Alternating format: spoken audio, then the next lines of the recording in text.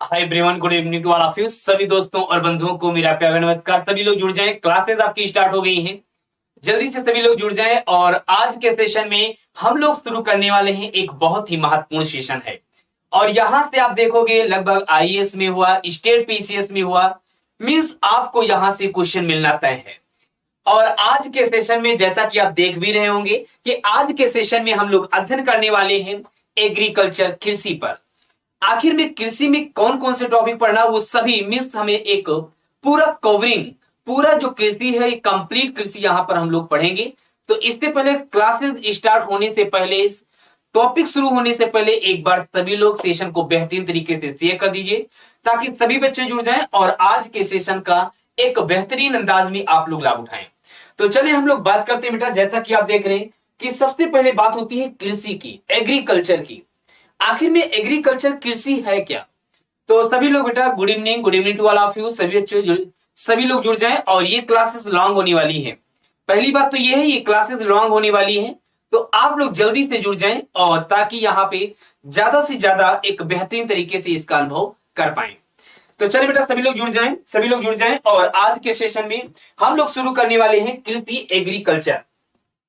जैसे ही नाम लेते हैं हम कृषि का, तो कृषि का नाम लेते ही सबसे पहले यही शब्द उठता है कि आखिर में जो ये कृषि शब्द है, जो ये एग्रीकल्चर है, ये एक लैटिन भाषा का शब्द है कि ये अरबी भाषा का शब्द है? आखिर में किस भाषा से लिया गया है, किस शब्द से, ये किस भाषा से लिया गया है? तो यहाँ पे आप देखोगे जो एग्रीकल्चर है, ये एग्रीकल्चर एक लैटिन भाषा का शब्द है। किसका शब्द है? लैटिन भाषा का शब्द है। और यदि इसे हम डिवाइड करें एग्रीकल्चर, तो ये दो भाषा शब्दों से मिलकर बना है, एक एगर और दूसरा कल्चर। यहां पर आप देख रहे हो एग्रीकल्चर जो है ये एक लैटिन भाषा का शब्द है जो दो शब्दों से, एक एगर और दूसरा कल्चर। एगर मीन्स होता है खेत का एक टुकड़ा। यहां पर देख सकते हो एगर मीन्स क्या होता है? खेत का एक टुकड़ा। और कल्चर मीन्स होता है खेती करना। और यदि से हम जोड़ने का प्रयास करें तो हम कहेंगे कि खेत के टुकड़े पर मीन्स किसी एक जमीन पर, भू पर मीन्स एक छोटे सी भूभाग पर, एक खेत के टुकड़े पर खेती करना ही एग्रीकल्चर कहलाता है। लेकिन अब है क्या कि अधिकांश हम लोग अभी आगे चर्चा करेंगे कि एग्रीकल्चर के अंतर्गत हम पशुपालन भी कार्य करते हैं। तो क्या ये डिफिनेशन सही निकल रहा है या नहीं? तो आपको पहले तो इतना भी तो समझना है कि आखिर में जो एग्रीकल्चर है, ये एग्रीकल्चर एक लैटिन भाषा का शब्द है जो दो शब्दों से, एक एगर और दूसरा कल्चर। एगर मीन्स होता है एक खेत का टुकड़ा, मीन्स जमीन का छोटा सा टुकड़ा, खेत का एक टुकड़ा। और दूसरा कल्चर मीन्स होता है खेती करना। और यदि इसको हम दोनों को जोड़ें तो हम कहेंगे कि खेत के टुकड़े पर खेती करना एग्रीकल्चर कहलाता है। बात क्लियर हो रही? थोड़ी सी यदि हम और बातों को इसे आगे बढ़ाएं तो यहां पे आप देख रहे हैं कि फसलों को, आखिर में कृषि है क्या? फसलों को प्राप्त करने के लिए, ये आप देख रहे हैं फसल, इस फसलों को प्राप्त करने के लिए बड़े पैमाने पर मृदा को खेती के लिए तैयार करने की कला। यहां पे देखिए जो हमारे यहाँ पे महत्वपूर्ण क्या है, कृषि है क्या? आपको यही समझना, आप एग्रीकल्चर पढ़ते हो, लेकिन एग्रीकल्चर है क्या ये समझना बहुत जरूरी है। तो जैसे मान लीजिए कोई फसल है, कोई क्रॉप है, और उस फसल, मान लीजिए हमें धान की कोई फसल है या गेहूं की फसल है। यदि गेहूं की फसल हमें प्राप्त करना है तो उसको प्राप्त करने के लिए हमें मिट्टी को खेती के लिए तैयार करने की एक कला होनी चाहिए। हमें एक मिट्टी को खेती के लिए तैयार करना होगा कि वो मिट्टी उपजाऊ हो, वो मिट्टी जलोढ़ हो, ताकि हम वहां पे धान की खेती कर पाए। तो इस प्रकार जो ये मिट्टी को खेत के लिए तैयार करने की जो कला है, जो विज्ञान है, इसी को हम एग्रीकल्चर कहते हैं। दोबारा भी इनको समझिएगा। जो आप मृदा देख रहे हो, जो सॉइल देख रहे हो, सॉइल को, यहां पे जो मिट्टी है, इस मिट्टी को खेत, या इस मिट्टी को, मृदा को खेती के लिए तैयार करने की कला, विज्ञान, जो हमारा साइंस जो विज्ञान है, इसी को एग्रीकल्चर कहते हैं। अब यहां पर आपके मन में उठ रहा होगा कि सर आखिर में मिट्टी क्या है, मृदा क्या है?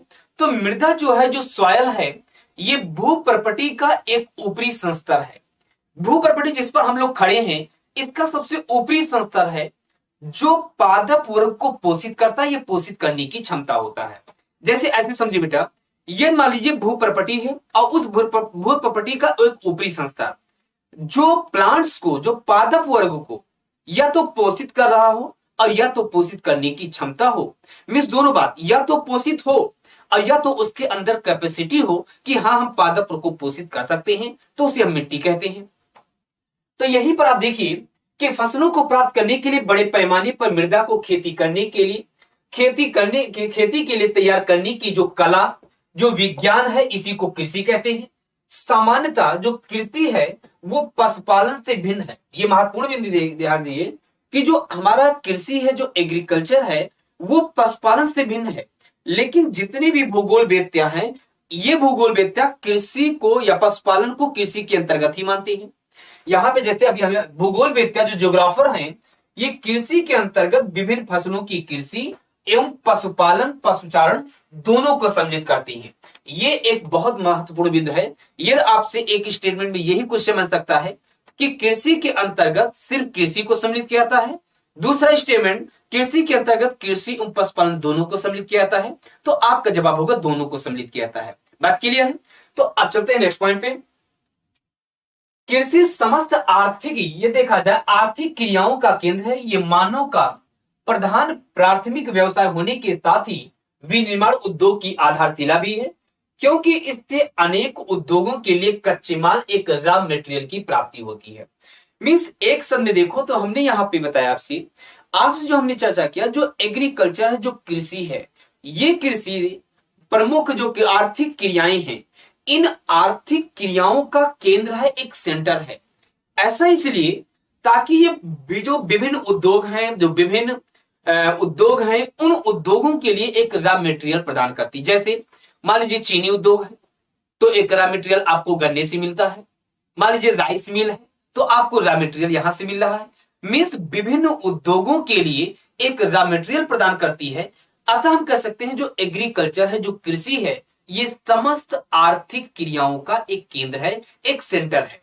बात क्लियर हो रही है? और जहां पर भी बेटा, हाँ बिल्कुल, जहां पर भी कोई समस्या होगी आप लोग बेटा कमेंट करके पूछेंगे। ठीक है, आप लोग लाइव हैं और इससे आपको बेटा एक लाभ मिलना चाहिए कि हाँ ज्यादा से ज्यादा लोग बेटा इसको आप अच्छे से एक बेहतरीन अंदाज में आप लोग सीखेंगे। ठीक है, तो इससे सभी लोग एक बार बेहतरीन तरीके से सेशन को शेयर करें। अब अगला महत्वपूर्ण बिंदु ये बनता है कि कृषि जो है, हमारा जो एग्रीकल्चर है, इस कृषि हेतु महत्वपूर्ण भौतिक कारक कौन कौन सी है? तो पहला है जलवायु, दिस इज क्लाइमेट। दूसरा है मृदा और तीसरा है स्थलाकृति। ये तीन है, एक जलवायु, मृदा और तीसरा स्थलाकृति। जलवायु, मृदा और स्थलाकृति ये तीन भौतिक कारक हैं। ये कृषि हेतु जो महत्वपूर्ण भौतिक कारक है, उनको हम तीन भागों में बांटकर अध्ययन करते हैं। जलवायु के अंतर्गत जैसे तापमान भी ये कृषि को एक प्रभावित कर रहा है, वर्षा भी और पौनी। मीन्स तापमान, वर्षा और पौनी ये तीनों ही कारक, ये तीनों ही कृषि को प्रभावित करने वाले कारक हैं। अगला महत्वपूर्ण बिंदु, मृदा की बात करें तो मृदा का जो प्रकार है, उर्वरता, ये भी कहीं ना कहीं कृषि को प्रभावित कर रहा है। जैसे अब ऐसे मान लीजिए मिट्टी उर्वर है, मिट्टी मान लीजिए जलोढ़ है, तो वहां की उर्वरता कुछ और होगी।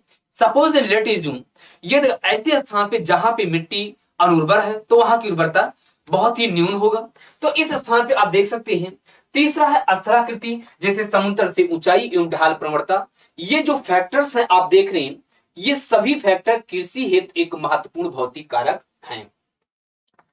यदि और बिंदुओं पे बात करें तो यहां पर आप देख रहे हैं क्लाइमेट, जलवायु के बारे में। क्या है आखिर में क्लाइमेट, क्या है जलवायु? तो जलवायु के संदर्भ में बात करते ही कि पौधों के विकास के लिए उचित तापमान एवं वर्षा की मात्रा आवश्यक है। अधिकांश पौधों के लिए उगने से पूर्व 5 से 7 डिग्री सेंटीग्रेड तापमान होना आवश्यक है। कुछ फसलों के लिए पाला, आप फ्रॉस्ट देख रहे हैं, पाला अत्यधिक हानिकारक सिद्ध होता है। उदाहरण के लिए जैसे फिनलैंड में कभी कभी पाले से संपूर्ण फसल नष्ट हो जाती है। दूसरा महत्वपूर्ण आप देख रहे हैं, इससे पहले आप देख रहे हैं आपके सामने उपस्थित है सर्वोदय बैच, जो कि आपको उपलब्ध कराया जा रहा है 4,999 रुपए में। और सभी लोग बेटा एक बेहतरीन अंदाज में, एक जो भी बच्चे आईएएस की तैयारी इस बार 2023 में देना चाह रहे हैं, यूपीएससी का मेंस लिखना चाह रहे हैं, तो वो सभी बच्चे जुड़ सकते हैं सर्वोदय बैच, जिसकी फीस 4,999 रुपए है। आप लोग बेटा यहां से जुड़ सकते हैं। साथ ही साथ में एक और महत्वपूर्ण बैच आपके सामने है और वो है अधिकार बैच यूपी पीसीएस 2023। मिस वे बच्चे जो 2023 में पीसीएस यूपी पीसीएस में बैठ रहे हैं उन सभी बच्चों के लिए बहुत ही महत्वपूर्ण है अधिकार बैच, और जिसमें आपको 700 plus hours live classes PDF, daily current affair, mock test, mentorship via Zoom, ये सारी सुविधाओं के साथ आपको दिया जा रहा है। एंड नेक्स्ट बिंदु पे हम बात करें तो अगला महत्वपूर्ण बिंदु आप देख सकते हैं कि 60% डिस्काउंट के साथ आपको ये सारी चीजें दी जा रही है। आपकी फैकल्टी आप देख रहे हैं कि प्रत्येक सब्जेक्ट की अलग अलग फैकल्टी है, जिसमें इस अधिकार बैच में ज्योग्राफी का संबंध आपका मेरे साथ ही होगा। तो आप लोग बेटा इससे जरूर जुड़े। यहाँ पे जो अधिकार बैच है ये एक टारगेट बैच है 2023 के बच्चों के लिए, जो 2023 में एग्जाम दे रहे हैं यूपी पीसीएस का, उन सभी बच्चों के लिए अधिकार बैच बेटा बहुत ही महत्वपूर्ण है और सभी लोग जरूर जुड़े इसके साथ। यदि हम और बिंदुओं पे बात करें तो कृषि के लिए वर्षा दूसरा महत्वपूर्ण है। कृषि के लिए वर्षा एक महत्वपूर्ण कारक है। जैसे मान लीजिए धान की खेती है, तो धान की खेती के लिए हमें पता है कि धान की खेती के लिए वर्षा ठीक ठाक होनी चाहिए, लगभग 150 सेंटीमीटर होना चाहिए। तो यदि मान लीजिए वर्षा की कमी या अधिकता दोनों ही फसल के लिए हानिकारक होती है, ये दोनों महत्वपूर्ण बिंदु है। अत्यधिक तथा निरंतर हिमपात होने से भी कृषि उत्पादन पर एक प्रतिकूल प्रभाव पड़ता है। यदि मान लीजिए हमें पता है कि हमें इस बात की जानकारी है कि गेहूं की फसल के लिए हमें वर्षा कम चाहिए, और यदि अत्यधिक वर्षा हो गई तो भी ये क्या प्रतिकूल प्रभाव डालेगी। हमें इस बात की जानकारी है कि धान की फसल के लिए, गन्ने की फसल के लिए हमें अधिक वर्षा की आवश्यकता होती है, और यदि वर्षा कम हुई तो भी हमारा जो फसल, जो कृषि है, उस कृषि पर हमारा नकारात्मक रूप से प्रभाव पड़ेगा। तो हमें इस बिंदु पे आपको ध्यान देना होगा। पौने एक तीसरा अगला महत्वपूर्ण बिंदु है पौने विंड्स क्या होती है, ये भी अनेक प्रकार से कृषि को प्रभावित करती हैं। जैसे दक्षिणी फ्रांस में चलने वाली एक तीव्र ठंडी पौने फसलों को नुकसान पहुंचाती है, जबकि दक्षिणी इटली में चलने वाली अत्यधिक उष्ण शुष्क सिराको, ये जो सिराको पौने हैं, ये भी फसलों के पकने में सहायक सिद्ध होती है। तो ये जो लोकल विंड्स हैं, जो स्थानीय स्तर पे चलने वाली जो विभिन्न पौने हैं, ये विभिन्न पौने भी कहीं ना कहीं हमें एक तरीके से मीन्स फसलों को एक तरीके से ये लाभ पहुंचाती है और हानि दोनों। जैसे आप देख रहे हैं सिराको, जो यहाँ पे देख सकते दक्षिणी इटली में चलने वाली जो अत्यधिक उष्ण एवं शुष्क सिराको पौने हैं, ये फसलों के पकने में सहायक सिद्ध होती हैं। लेकिन वहीं पर देखोगे जो दक्षिणी फ्रांस में चलने वाली पौने ये फसलों के लिए हानिकारक होती है। तो कहने का मतलब ये है, बिल्कुल सभी लोग जुड़ जाएं। सभी लोगों को good evening to all of you. तो यहाँ पे आप देख रहे हैं कि आपके यहाँ पे आखिर में पौने भी फसलों को प्रभावित कर रही है। शुष्क कृषि प्रदेशों में पवन अपर्दन से ऊपरी मृदा परत जो है इसकी क्षति होती है। नेक्स्ट महत्वपूर्ण बिंदु, अगला महत्वपूर्ण है मृदा। आखिर में सॉयल किस प्रकार प्रभावित करता है। हमने आपसे जैसे पहले ही बताया कि मृदा जो होती है, जो सॉयल है, ये भूप्रपटी का एक ऊपरी स्तर है जो पादप को पोषित करता है या पोषित करने की क्षमता रखता है। तो यहाँ पे मृदा पर ही समस्त कृषि आधारित है। आपने देखा कि जैसे हमने कहा कि यदि पादप वर्ग को पोषित करता है तभी मृदा है, अर्थात कहने का मतलब मृदा पर ही ये सब कुछ संभव है। तो मृदा पर ही समस्त कृषि आधारित है। मृदा की उर्वरता पर कृषि, यहाँ पे देखोगे मृदा की जो उर्वरता है, जो फर्टिलिटी है, ये कृषि की उत्पादकता पर निर्भर करती है। यदि मान लीजिए कि मृदा की उर्वरता ठीक ठाक है तो प्रोडक्टिविटी ज्यादा होगी, और मान लीजिए यदि मिट्टी, हमारी जो मृदा है वो अनुर्वर है, तो कहीं ना कहीं प्रोडक्टिविटी जो है, हमारी जो उत्पादकता है वो कम होगी। तो मृदा की जो उर्वरता पर कृषि की उत्पादकता डिपेंड करती है। फसलों में बदलाव करके बोने से खादों एवं उर्वरकों के प्रयोग द्वारा मृदा की उर्वरता को वैज्ञानिक ढंग से बनाए रखा जा सकता है। मींस जैसे हम कुछ फसलों में बदलाव करें, उन बदलाव करके हम इसमें काफी हद तक बदलाव कर सकते हैं। विविध प्रकार की मृदा भिन्न भिन्न फसलों के लिए उपयोगी होती है। जैसे दोमट मृदा लोम कुछ विशेष फसलों के लिए उपयोगी होती है, जबकि चीका मृदा जो क्ले सॉइल होती है ये अन्य फसलों के लिए उत्तम होती है। जो रेतीली मृदा है, जो सैंडी सॉइल होती है, ये प्रायः अनुर्वर होती है, अनफर्टाइल होती है। ये आपको ध्यान देना होगा।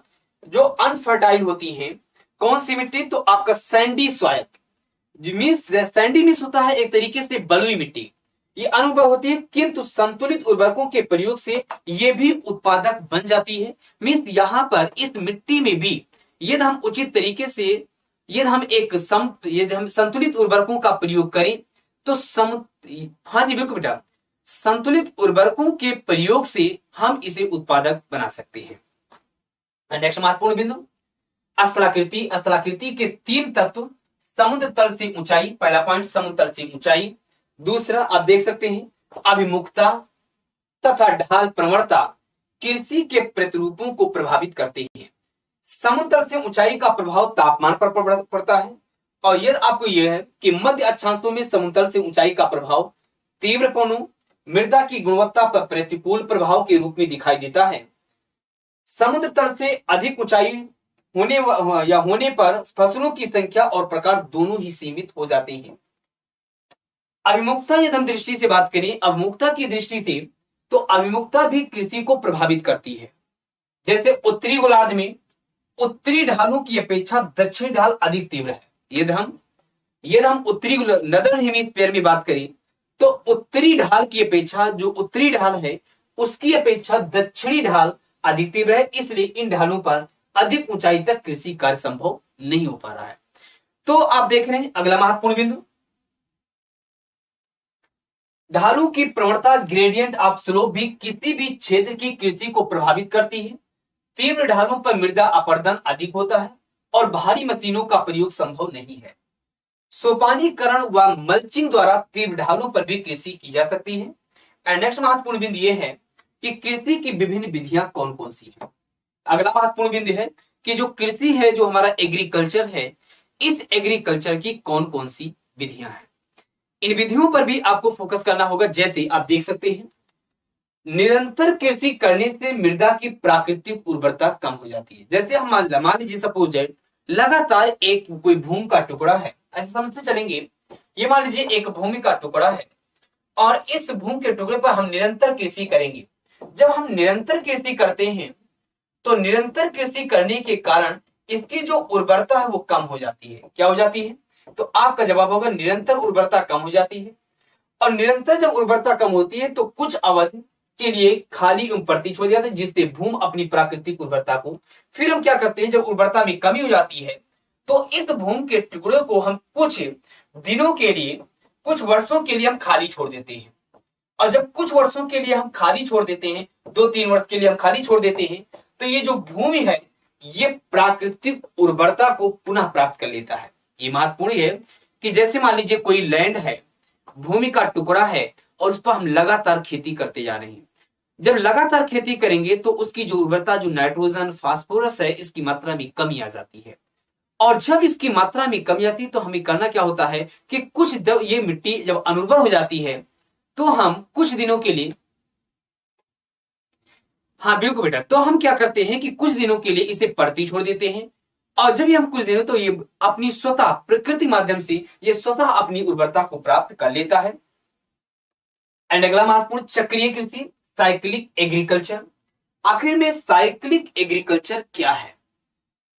यहाँ पे किसी कृषि भूमि में परती की अवधि कम करने या परती छोड़ने से बचने के लिए इस विधि का प्रयोग किया जाता है। इसमें विभिन्न प्रकार की फसलें चक्रीय रूप से उगाई जाती हैं ताकि खेतों की उर्वरता अधिक समय तक बनी रहे, किसी भी पोषक तत्व की अत्यधिक कमी न होने पाए, और इस प्रकार हम इसे चक्रीय कृषि कहते हैं। अगला है द्विव, यह हम कहते हैं द्विफसली कृषि, बाई क्रॉप। अगला महत्वपूर्ण बिंदु है कि बाई क्रॉप क्या है, इसको भी समझना होगा। ये बात आती है बाई क्रॉप की, तो यहाँ पे देखिए कि इसमें एक वर्ष में, यहाँ पे देखिए यदि हम 1 ईयर में, एक वर्ष में चक्रीय विधि से 2 फसलों का उत्पादन करते हैं। मीन्स कहने का मतलब यह है कि यदि एक वर्ष में, 1 ईयर में हम चक्रीय मेथड से 2 फसलों को उगाते हैं, 2 फसलों का उत्पादन करते हैं, तो मुख्यतः उन क्षेत्रों में प्रचलित होता है जहां सिंचाई की व्यवस्था हो, वर्षा अच्छी मात्रा में हो। द्विफसली कृषि का उद्देश्य है मृदा की उर्वरता को बनाए रखना। बेटा यहाँ पे आपसे क्वेश्चन पूछा जा सकता है कि इसका उद्देश्य क्या है, बाई क्रॉप्ड का उद्देश्य क्या है? तो बाई क्रॉप्ड का उद्देश्य यही है कि इसका मुख्य उद्देश्य ये कि जो मिट्टी की उर्वरता है, इस मिट्टी की उर्वरता को बनाए रखा जाए। इसलिए सामान्यतः दूसरी फसल नाइट्रोजन स्थिरीकरण, नाइट्रोजन फिक्सेशन करने वाली होती है। एंड नेक्स्ट महत्वपूर्ण, चक्रीय कृषि की सबसे सामान्य फसल फलीदार पौधे होते हैं जो मृदा में नाइट्रोजन का स्थिरीकरण करने में सहायक है। एंड नेक्स्ट महत्वपूर्ण बिंदु, बहुफसली कृषि क्या होती है, मल्टीपल क्रॉपिंग क्या होता है। मल्टीपल क्रॉपिंग आपने देखा द्विफसली, अब देखिए बाई क्रॉप्ड एंड मल्टीपल या मल्टीपल क्रॉपिंग क्या होता है, कम समय में तैयार होने वाली फसलों के विकास, जल प्रबंधन की बेहतर तकनीकी के कारण अब एक वर्ष में 3 फसलों को उपजाने की प्रवृत्ति बढ़ रही है। आप देख रहे हैं कि यदि एक होता है बाई क्रॉप्ड, मीन्स यदि हम एक वर्ष में 2 फसल उगाते हैं, इसका मुख्य उद्देश्य है मिट्टी की उर्वरता को बनाए रखना। हालांकि ये भी उद्देश्य है कहीं ना कहीं उत्पादन को भी देखना, प्रोडक्शन लेवल को भी बढ़ाना होता है। लेकिन वहीं पर जो मल्टीपल क्रॉपिंग होती है, इसका उद्देश्य मल्टीपल क्रॉपिंग मतलब यदि हम 1 ईयर में 3 फसलों को उगाए, कितने फसलों को उगाए, तो आपका जवाब होगा, गुड इवनिंग बेटा कंचन कुमारी, गुड इवनिंग।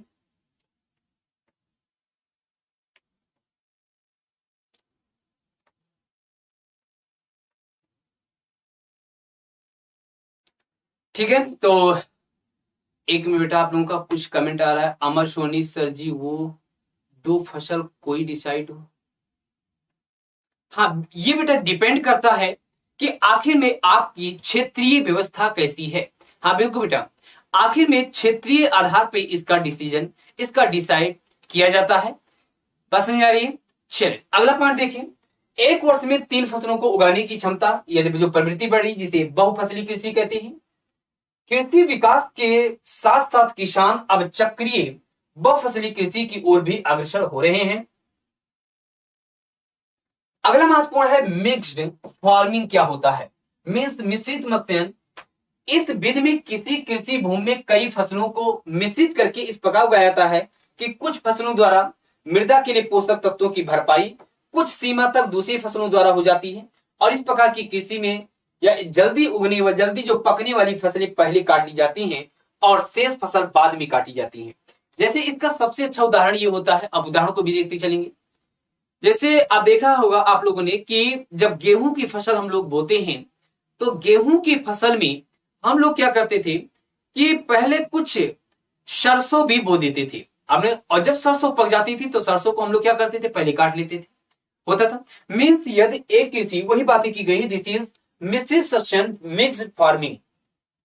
आखिर में रिले कृषि क्या होती है, जब एक खड़ी फसल के नीचे किसी दूसरी फसल को बोया जाता है तो ऐसी कृषि को रिले कृषि कहा जाता है। जैसे चना के साथ अलसी और राई। मीन्स जब कोई एक खड़ी फसल है, अब ऐसा समझिए कि रिले कृषि क्या होता है। आपसे क्वेश्चन सीधा सीधा बन सकता है कि रिले कृषि का तात्पर्य है, तो रिले कृषि का मतलब एक कोई खड़ी फसल हो और खड़ी फसल के नीचे किसी दूसरी फसल को यदि हम बोते हैं तो हम कहते हैं कि ये क्या है, रिले कृषि है, रिले एग्रीकल्चर है। जैसे चना के साथ अलसी, राई आदि को बोते हैं, ये क्या है, रिले कृषि है। अगला महत्वपूर्ण है एग्रीकल्चर प्रोडक्टिविटी, कृषि उत्पादकता। कृषि उत्पादकता क्या होती है, यहां पे मीन्स आपको देखना प्रति हेक्टेयर उत्पादन या प्रति श्रमिक उत्पादन से है। यहां पे आपको ध्यान देना है, यहां पे प्रति हेक्टेयर उत्पादन, जैसे हम कहें कि आपकी, जैसे हम एक शब्द में कहते हैं कि देखिए गांव में आप लोग देखा होगा किसान बार बार बात करते हैं कि यार मेरे यहां इस बार 1 बीघे जमीन में 5 कुंटल, ध्यान समझिएगा, 1 बीघे जमीन में 5 कुंटल गेहूं की पैदावार हुई है। ऐसा मान कर कुछ कहते हैं यार तुम्हारा 5 हुआ, मेरा तो 3 ही हुआ है। इसका मतलब क्या है कि जब हम यहां पर प्रति हेक्टेयर में माप करते हैं, प्रति हेक्टेयर उत्पादन मीन्स 1 हेक्टेयर में जितना उत्पादन हो उसे हम कहते हैं प्रोडक्टिविटी, उत्पादकता। कृषि उत्पादकता क्या है, तो आपका जवाब होगा कृषि उत्पादकता से तात्पर्य प्रति हेक्टेयर उत्पादन से है। प्रति हेक्टेयर उत्पादन, जैसा कि आपको विस्तृत कृषि वाले क्षेत्रों में प्रति श्रमिक उत्पादकता अधिक होती है, जबकि सघन कृषि वाले क्षेत्रों में प्रति हेक्टेयर उत्पादन अधिक होता है। कृषि उत्पादकता प्राकृतिक एवं कृत्रिम दोनों ही कारकों पर डिपेंड करती है, प्राकृतिक पर भी डिपेंड करती है और कृत्रिम पर। ये ना बात करें कि कृषि के प्रकार, आखिर में कृषि के कौन कौन से प्रकार हैं। तो पहला प्रकार है झूम कृषि, दूसरा महत्वपूर्ण है निर्वाह कृषि, वाणिज्यिक कृषि, गहन कृषि, विस्तृत वाणिज्यिक कृषि, रेंज कृषि, सहकारी कृषि और जीरो फार्मिंग। ये आप देख रहे हैं कृषि के एक महत्वपूर्ण प्रकार है और एक एक कृषि पर हम लोग यहां पर विस्तार से चर्चा करेंगे।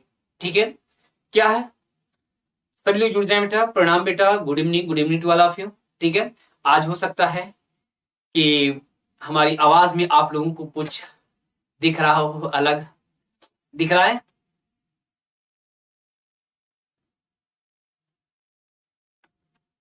चले, कोई बात नहीं। तो यहां पे हम लोग बात करते हैं बेटा, अगला महत्वपूर्ण झूम कृषि क्या होती है। ये जो झूम कृषि बेटा, इसको समझेंगे। झूम कृषि को हम स्थानांतरित कृषि भी कहते हैं। चलिए यही समझ लीजिए बेटा, झूम कृषि को हम स्थानांतरित कृषि कहते हैं। आखिर में इस कृषि को स्थानांतरित कृषि कहते हैं। इस कृषि में पहले वन को जलाकर भूमि को साफ किया जाता है। पहले वन को, इस जो स्थानांतरित कृषि होता है, जो झूम कृषि होती है, इस झूम कृषि को, इस स्थानांतरित कृषि में पहले जहां पे अमेस जो ट्राइब्स जाते हैं वहां पे वनों को जलाते हैं, वहां पे वन को जला करके भूमि को साफ करते हैं और फिर 1 वर्ष बाद उस राख युक्त मृदा में मोटे अनाज को बो दिया जाता है। मीन्स आपको समझ में आ गया होगा। जैसे मान लीजिए कि एक स्थान पे अपनी वो खेती कर रहे हैं, करते क्या है कि वो दूसरे स्थान पे जाते हैं, जंगल के दूसरे स्थान पे, और वहां पे वनों को जला देते हैं। जब वनों को जलाएंगे तो राख होगा और 1 वर्ष तक वो राख से होगा, जिससे मिट्टी थोड़ी बहुत उर्वर हो जाती है। और जब मिट्टी उर्वर हो जाती है तो वहां पे मोटे अनाज को बो देते हैं। अब यहां पे देखिए, इस कृषि से 2 या 3 वर्ष तक फसलें प्राप्त की जाती हैं। इसे काटो और जलाओ, स्लैश एंड बर्न अथवा बुश फेलो कृषि भी कहते हैं। मीन्स कहने के जैसे इसमें, इस कृषि में क्या होता है कि मान लीजिए यहां पर एक ऐसा समझिए, समझ लीजिए इसको थोड़ा सा। मान लीजिए कोई जंगल है बहुत बड़ा, वहां इस वाले पार्ट में जलाए, वन को जलाए, यहां पर खेती कर रहे हैं, खेती कर रहे हैं। यहां पर दूसरे स्थान पर, इस वाले स्थान पे भी आए, जला गए। 1 वर्ष तक जब जलाते हैं तो राख होता है, और राख के बाद जब 1 वर्ष बाद देखते हैं थोड़ी मिट्टी इसकी उर्वर हो जाती है, तो यहाँ पर मोटे अनाज को बो देते हैं। जब यहाँ की मिट्टी 2-3 साल तक चलती है, यहाँ पे 2-3 साल तक खेती करते हैं, यहाँ की मिट्टी उर्वर हो गई, इस स्थान पे आए, जलाए, जला करके यहाँ पे खेती करना शुरू कर दिए। मीन्स आप देख रहे हो कि यहाँ पे काटो और जलाओ, स्लैश एंड बर्न। देखिए यहाँ पे इसलिए इसे स्लैश एंड काटो और जलाओ कृषि भी कहते हैं। देखिए यहां थे, यहां से यहां स्थानांतरण हुआ, यहां से यहां स्थानांतरण हुआ, इसलिए इसे हम स्थानांतरित कृषि भी कहते हैं। तो इस प्रकार अब इसे हम झूम कृषि भी कहते हैं। तो ये आपको ध्यान देना है। अगला महत्वपूर्ण है निर्वाह कृषि। अगला महत्वपूर्ण है निर्वाह कृषि। तो झूम कृषि, हमें उम्मीद है आप लोगों को, सभी लोगों को क्लियर हो गई होगी कि झूम कृषि क्या है। स्थानांतरित कृषि, जलाओ काटो जलाओ जो कृषि, ये सभी एक ही नाम है। भारत में प्राचीन काल से कृषि की ये पद्धति प्रचलित थी। यदि हम प्राचीन काल से, जो निर्वाह कृषि है, जैसे खाद्य फसलों की प्रधानता होती है, वर्ष में 2 या 3 फसलें सघन रूप से उगाई जाती हैं और इस प्रकार की कृषि मुख्यतः घरेलू मांग की आपूर्ति के लिए की जाती है। घरेलू मांग की, जिस कहते हैं कि पॉइंट को समझिएगा, जैसे हम कहने कि निर्वाह कृषि, निर्वाह कृषि, तो निर्वाह कृषि का मतलब यह है कि जैसे हम इतना उत्पादन करें, इतना प्रोडक्शन करें कि हमारा जो जीवन निर्वाह है वो चल सके। तो इसी को हम ध्यान में रखते हुए इसे हम कहते हैं निर्वाह कृषि। अगला है, देखिए नाम से क्लियर है, वाणिज्यिक बागवानी कृषि। मीन्स ये वाणिज्यिक, कॉमर्शियल, मीन्स व्यापारिक उद्देश्य से की जाती है। ये पूर्णतः व्यापारिक उद्देश्य से की जाने वाली कृषि है, जिसमें नकदी फसलों का उत्पादन किया जाता है। यहाँ पे जो ये कॉमर्शियल जो एग्रीकल्चर है, इसमें होता क्या है कि नकदी फसलों को उत्पादन करता है। इस कृषि में वैज्ञानिक सिंचाई प्रणाली, उन्नत किस्म के बीज, रासायनिक उर्वरक, पीड़कनाशी एवं फार्म मशीनरी पर विशेष बल दिया जाता है। तो ये भी आपको महत्वपूर्ण बिंदु ध्यान देना है। एंड नेक्स्ट महत्वपूर्ण बिंदु है गहन कृषि, इंटेंसिव कॉमर्शियल फार्मिंग। इंटेंसिव, गहन वाणिज्यिक कृषि। क्या है गहन वाणिज्यिक कृषि, इसको भी ध्यान देना होगा। हाँ जी बिल्कुल, सभी लोग एक बेहतरीन तरीके से सब लोग सेशन को शेयर करो यार।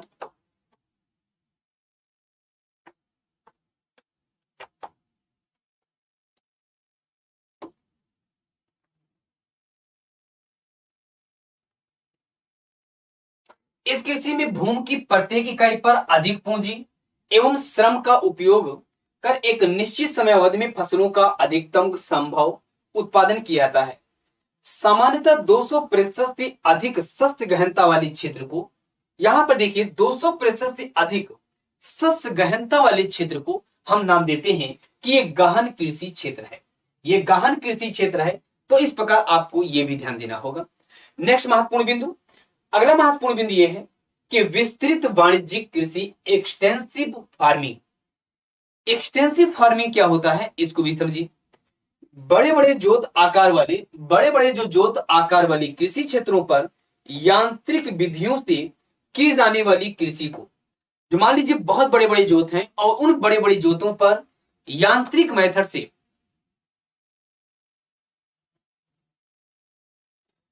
बेटा आपस में कोई बातचीत नहीं करेगा, ठीक है। आपको पता नहीं है आप मैं कि बेटा आपको मेरी आवाज से ही क्लियर हो रही होगी कि स्वास्थ्य सही ना होते हुए भी मैं आपकी क्लासेस ले रहा हूं, तो इसका मतलब ये नहीं है कि आप लोग आपस में बातचीत करो, ठीक है। तो यहां पर देखोगे वाणिज्यिक कृषि कहते हैं और इस कृषि में श्रमिकों का उपयोग कम होता है किंतु प्रति व्यक्ति उत्पादकता अधिक होती है। एंड नेक्स्ट महत्वपूर्ण बिंदु, पारिस्थितिक कृषि जिसे हम इको फार्मिंग कहते हैं। इस कृषि प्रणाली में पारिस्थितिक तंत्र को बिना हानि पहुंचाए कृषि की जाती है। रासायनिक उर्वरकों एवं कीटनाशकों के स्थान पर हम जैविक उर्वरक एवं जैविक कीटनाशकों के प्रयोग, यहाँ पे जो प्रयोग है उसको हम वरीयता देते हैं, उसको हम प्रेफरेंस करते हैं, ठीक है। हाँ बिल्कुल। अब हम नेक्स्ट पॉइंट की ओर चलते हैं। अगला महत्वपूर्ण बिंदु ये है पशुपालन कृषि। इस प्रकार की कृषि में प्राकृतिक वनस्पति पर विभिन्न प्रकार की जो पशु जैसे भेड़ बकरी आदि को चराया जाता है, अतः इस कृषि में फसल का उत्पादन नहीं किया जाता है। पशुपालन कृषि में फसल का उत्पादन नहीं किया जाता है। ये कृषि अधिकांशतः उन देशों में की जाती है जहां प्राकृतिक एवं वनस्पतिक दृष्टि से चारागाह के लिए अत्यधिक अनुकूल है, जैसे ऑस्ट्रेलिया, अमेरिका, तिब्बती, भारत के पर्वतीय एवं पठारी क्षेत्र में इस प्रकार की कृषि की जाती है। जो पशुचारण कृषि है इसमें बेटा कृषि नहीं की जाती बल्कि पशुपालन का काम किया जाता है, और ये मुख्यतः किया जाता है, अब देख रहे ऑस्ट्रेलिया, अमेरिका, तिब्बत और भारत का पर्वतीय क्षेत्र पठारी क्षेत्र में की जाती है। अगला है कोऑपरेटिव फार्मिंग, सहकारी कृषि। आखिर में सहकारी कृषि क्या है? इस कृषि को अपनाने के पीछे दो मुख्य आधार हैं। इसको अपनाने के पीछे दो मुख्य आधार हैं। पहला है कृषि जोतों के छोटे तथा बिखरे होने की समस्या का समाधान तथा भूमि का समाजीकरण कर भूमिहीनों, छोटे किसानों तथा कृषि श्रमिकों के साथ न्याय करना। कृषि की इस प्रणाली में किसान परस्पर लाभ के उद्देश्य से स्वेच्छापूर्वक अपनी भूमि, श्रम एवं पूंजी को एकत्र करके सामूहिक रूप से कृषि करते हैं। मीन्स आप देख रहे हैं कि यहाँ पर एक सहकारी कृषि के बारे में भी आपको एक बेहतरीन, हाँ जी बिल्कुल बेटा, बिल्कुल। तो इस प्रकार आप देख रहे हैं कि आपको एक बेहतरीन अंदाज में सारी चीजें मिल रही हैं। अगला है जीरो फार्मिंग। जीरो फार्मिंग क्या होती है कि इसके अंतर्गत जमीन में बाहर से रासायनिक जो उर्वरक तथा कीटनाशक आदि नहीं डाले जाते हैं। ऐसी कृषि प्रारंभ करने से पहले 3 वर्षों तक जैविक कृषि की प्रक्रिया अपनाई जाती है, जिससे फसलें अधिक पोषण युक्त होती हैं। जैविक कृषि में रासायनिक उर्वरकों एवं कीटनाशकों का उपयोग नहीं किया जाता। इससे मृदा धीरे धीरे जीरो फार्मिंग के अनुकूल हो जाती है। एंड नेक्स्ट महत्वपूर्ण बिंदु, विश्व में कृषि के विशेष प्रकार कौन कौन से हैं? अब जल्दी से एक बार सभी लोग ध्यान से देखें कि जो विश्व में कृषि के विशेष प्रकार, और इसमें यदि हम प्रकारों पे चर्चा करें तो पहला प्रकार आता है, आप देख सकते हैं, कृषि क्रांति। यदि हम बात करें कृषि क्रांति, तो कृषि तकनीकी के विकास के कारण, जो एग्रीकल्चर जो टेक्नोलॉजी है इसके विकास के कारण कृषि उत्पादकता एवं उत्पन्न, यहाँ पे कृषि उत्पादकता एवं उत्पन्न में लगातार वृद्धि हुई। एक समय अवधि के दौरान का जो तकनीकों के व्यापक प्रसार को ही प्रायः कृषि क्रांति कहा जाता है, एग्रीकल्चर रिवोल्यूशन कहा जाता है। यही इतना नहीं, आप देख सकते हैं, और यहां से बेटा आप लोग नोट डाउन कर लीजिएंगे। यहां से बेटा क्वेश्चन आपके एग्जाम में पूछा जाता है और यहां से पूछे जाने की पूरी संभावना है और पूछा जा चुका है। जैसे आपसे 4 दे दिएगा और मिलान के क्रम में हरित क्रांति का संबंध किससे है, तो आप कहोगे हरित क्रांति का संबंध कृषि उत्पादन से है। श्वेत क्रांति का संबंध किससे है, देखिए अब यहां पे देखिए वास्तव में जैसे कहते हैं ना हरित क्रांति, ग्रीन रेवोल्यूशन, तो ग्रीन रेवोल्यूशन आपको पता है कि ग्रीन रेवोल्यूशन किसका है, तो ये कृषि के लिए है, बिल्कुल सही है। श्वेत, जैसे दूध क्या है, दूध क्या श्वेत कलर का होता है, व्हाइट कलर का होता है, तो इसे व्हाइट दुग्ध उत्पादन, नीली क्रांति। अब जैसे नीली, हमने एक शब्द कहा नीली, तो जल का रंग कैसे दिखता है, नीला दिखता है, और जल आपको नीला दिखता है तो इसलिए नीली क्रांति, और जल में ही मछलियां पाई जाती हैं, मत्स्य, तो इसका मतलब नीली क्रांति का संबंध किससे है, मत्स्य उत्पादन से है। गुलाबी क्रांति, झींगा मछली उत्पादन। अब देखिए पीला, सूर्यमुखी, जो सूरजमुखी का आप लोगों ने देखा होगा, सूरजमुखी फूल, ये कैसा होता है, पीला कलर का, तो पीली क्रांति कैसी होती है, सूर्यमुखी व अंतिलहनों का उत्पादन। लाल क्रांति, जैसे आप देखोगे टमाटर एवं मांस के उत्पादन, इसके उत्पादन को बढ़ाने के लिए, मांस एवं टमाटर के उत्पादन को इंक्रीज करने के लिए एक क्रांति चलाई गई जिसे हमने कहा रेड रेवोल्यूशन, लाल क्रांति। गोल क्रांति, आलू कैसा होता है, गोल गोल, तो इस प्रकार कहोगे कि आलू उत्पादन, गोल क्रांति। रजत क्रांति, अंडा उत्पादन। सुनहरी उत्पादन, फल। इंद्रधनुषी, अब देखोगे कृषि संबंधी समग्र क्रांति। भूरी क्रांति का संदर्भ देखोगे तो ऊर्जा उत्पादन से है, और कृष्ण क्रांति खनिज तेल के क्षेत्र में आत्मनिर्भरता हेतु विभिन्न उत्पादन। तो बेटा आप लोग क्या करोगे, इसको नोट डाउन कर लोगे, इसके शॉर्ट ले लोगे आप लोग, चूंकि यहां से क्वेश्चन पूछे गए हैं। पहला पॉइंट देखिएगा, जैसे हमने आपसे कहा हरित क्रांति का संबंध किससे है, कृषि उत्पादन से है। श्वेत क्रांति का संबंध दुग्ध उत्पादन से है। नीली क्रांति का संबंध मत्स्य उत्पादन से है। गुलाबी क्रांति का उत्पादन झींगा से है। पीले क्रांति का संबंध सूर्यमुखी व अन्य तिलहनों से है। लाल क्रांति का मांस टमाटर उत्पादन से है। गोल क्रांति आलू उत्पादन। रजत क्रांति अंडा उत्पादन। सुनहरी क्रांति फल उत्पादन। इंद्रधनुषी क्रांति कृषि संबंधी समग्र क्रांति। भूरी क्रांति गैर परंपरागत ऊर्जा उत्पादन। और कृष्ण क्रांति खनिज तेल के क्षेत्र में आत्मनिर्भरता। तो ये जो आपने देखा कि विभिन्न क्रांतियां, बेटा यहां से क्वेश्चन आना तय होता है, वेरी वेरी इंपॉर्टेंट है, और इसीलिए हमने आपको एक जगह दे दिया बेटा, इसको हमने आपको एक जगह दे दिया। आप लोग मिलान के क्रम में पूछ सकता है एग्जामिनेशन, तो आपको बेटा विशेष ध्यान देना है, ठीक है। चलिए अगला पॉइंट चलते हैं, नेक्स्ट महत्वपूर्ण बिंदु पे बात करते हैं, अमृत क्रांति। इसी में एक और देखिए बेटा, अमृत क्रांति है नदियों को जोड़ने की जो योजना है। जैसे अब देखिए, जैसे आप देख रहे हैं कि वर्तमान जो सरकार है, वो वर्तमान सरकार नदियों को जोड़ने पर विशेष जोर दे रही है। तो नदियों को जोड़ने के ऊपर जो विशेष जोर है, इसे हम एक क्रांति कहते हैं, वो कहते हैं अमृत क्रांति। सदाबहार हरित क्रांति या द्वितीय हरित क्रांति, कृषि उत्पादन को दोगुना करना, टिकाऊ कृषि। अब अगला आता है संपर्क क्रांति, तो लंबी दूरी का रेल संपर्क स्थापित करना। और आपको याद होगा संपर्क क्रांति एक ट्रेन का भी नाम है। जो संपर्क क्रांति है ये एक ट्रेन का भी नाम है।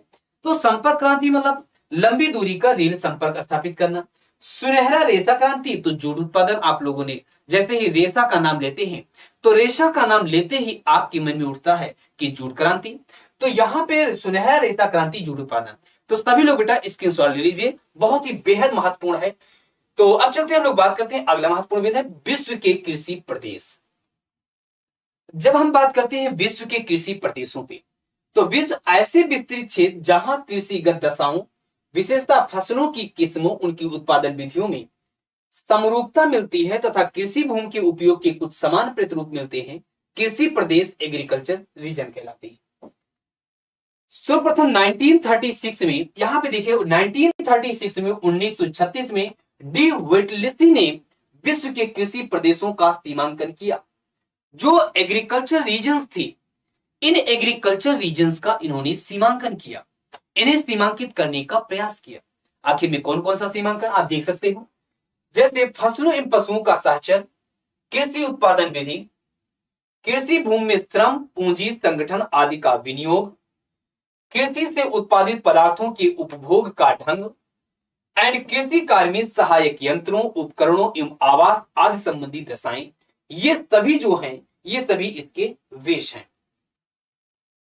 खाद्यान्न का अभिप्राय घास कुल, यहां पे देखिए, जिसे हम ग्रेमनी के उन पौधों से है जिन्हें दाने के लिए उगाया जाता है, जिन्हें अनाज के लिए उगाया जाता है। ये फसलें संपूर्ण विश्व में स्टेपल फूड्स या हम इसे कहते हैं भरण पोषण का प्रमुख आधार प्रदान करती हैं। यदि आपसे कोई कहता है खाद्यान्न का मतलब क्या है, तो खाद्यान्न की मीनिंग यहां पे कहोगे कि खाद्यान्न का अभिप्राय घास कुल या ग्रेमनी के उन पौधों से है जिन्हें अनाज के लिए उगाया जाता है। मीन्स ऐसा पॉइंट जिन्हें अनाज के लिए उगाया जाता है उन्हें हम कहेंगे कि खाद्यान्न। नेक्स्ट महत्वपूर्ण बिंदु अब आता है, हम लोग बात करेंगे गेहूं पर। आखिर में गेहूं क्या है, तो पहला महत्वपूर्ण ये बिंदु होता है, आपके एग्जाम में क्वेश्चन में आता है कि गेहूं किस प्रकार का पौधा है, एक उष्णकटिबंधीय पौधा है या शीतोष्णकटिबंधीय पौधा है। तो आपको याद होना चाहिए कि जो गेहूं है, ये आप लोग हमें कमेंट करके बताओ बेटा। Good evening to all of you. आप लोग हमें ये कमेंट करके बताओ कि जो गेहूं है आपके यहाँ किस महीने में बोया जाता है, तो आप कहोगे सर ठंडियों में। तो इसका मतलब क्या है कि ये शीतोष्ण जलवायु का पौधा है। पॉइंट नंबर फर्स्ट, पहला आपको यही जानकारी मिली कि जो गेहूं है, ये गेहूं एक शीतोष्ण जलवायु का पौधा है।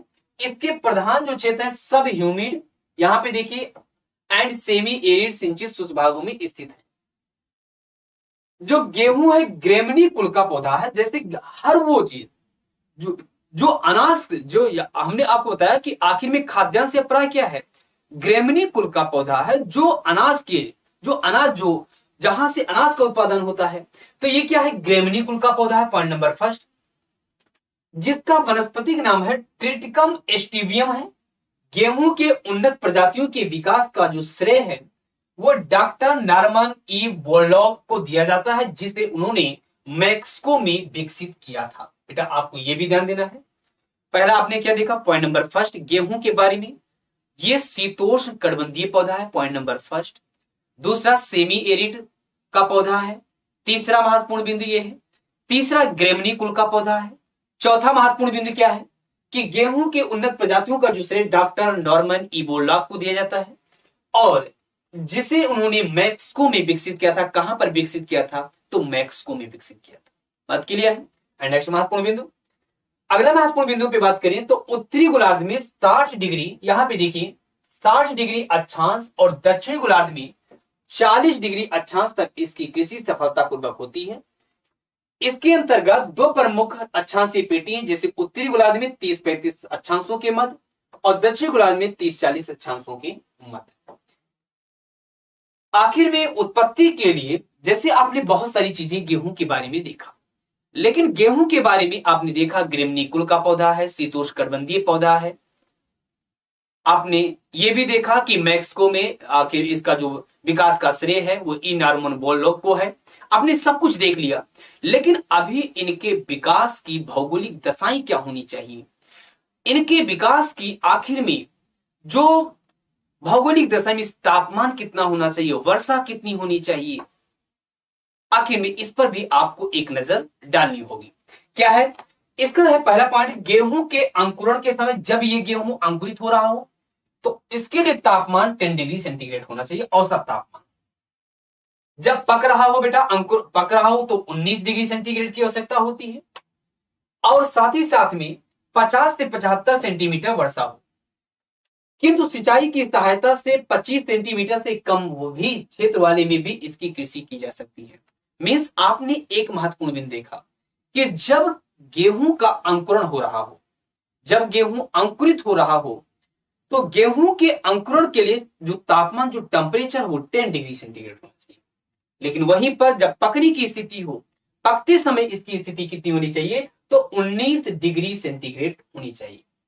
वर्षा क्या है, वर्षा 50 से 75 हो। लेकिन ऐसे क्षेत्रों में भी गेहूं का उत्पादन किया था, गेहूं के फसल को हम उगा सकते हैं, प्रोडक्शन कर सकते हैं, कि जहां पे वर्षा 25 सेंटीमीटर से कम हो, लेकिन वो यदि सिंचाई की समुचित व्यवस्था है तो।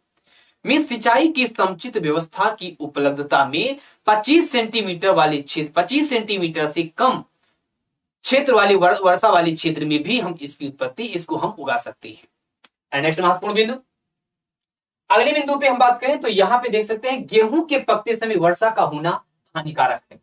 मान लीजिए ये गेहूं पक रहा हो, आपने देखा होगा बहुत कई ऐसे होते हैं कि गेहूं पक रहा होता है, और गेहूं पकते समय आंधी चल जाती है, गेहूं की फसल गिर जाती है, वर्षा हो जाती है, गेहूं का जो फसल बेटा गेहूं वो बर्बाद हो जाता है, नष्ट हो जाता है। तो यहां पर देखिए गेहूं के पकते समय वर्षा हानिकारक होता है, क्योंकि पुष्पन के समय पाला एवं पकने के समय ओलावृष्टि फसल को नष्ट कर देता है। जब यहां पर पुष्पन की क्रिया हो रही है, पुष्पन का मतलब यह है कि जब गेहूं में फूल उग रहे हों, जब फूल उग रहे हों, आप लोगों ने देखा होगा यदि उस समय पाला की स्थिति पड़ जाए, यदि पाला पड़, जैसे आपने देखा होगा आपकी घर वाले, आपके माता पिता ने बताया, आपके बुजुर्ग ने, आपके दादा ने बताया होगा कि यदि अब पाला पड़ गया ना तो आलू की फसल और गेहूं की फसल बर्बाद हो जाएगी।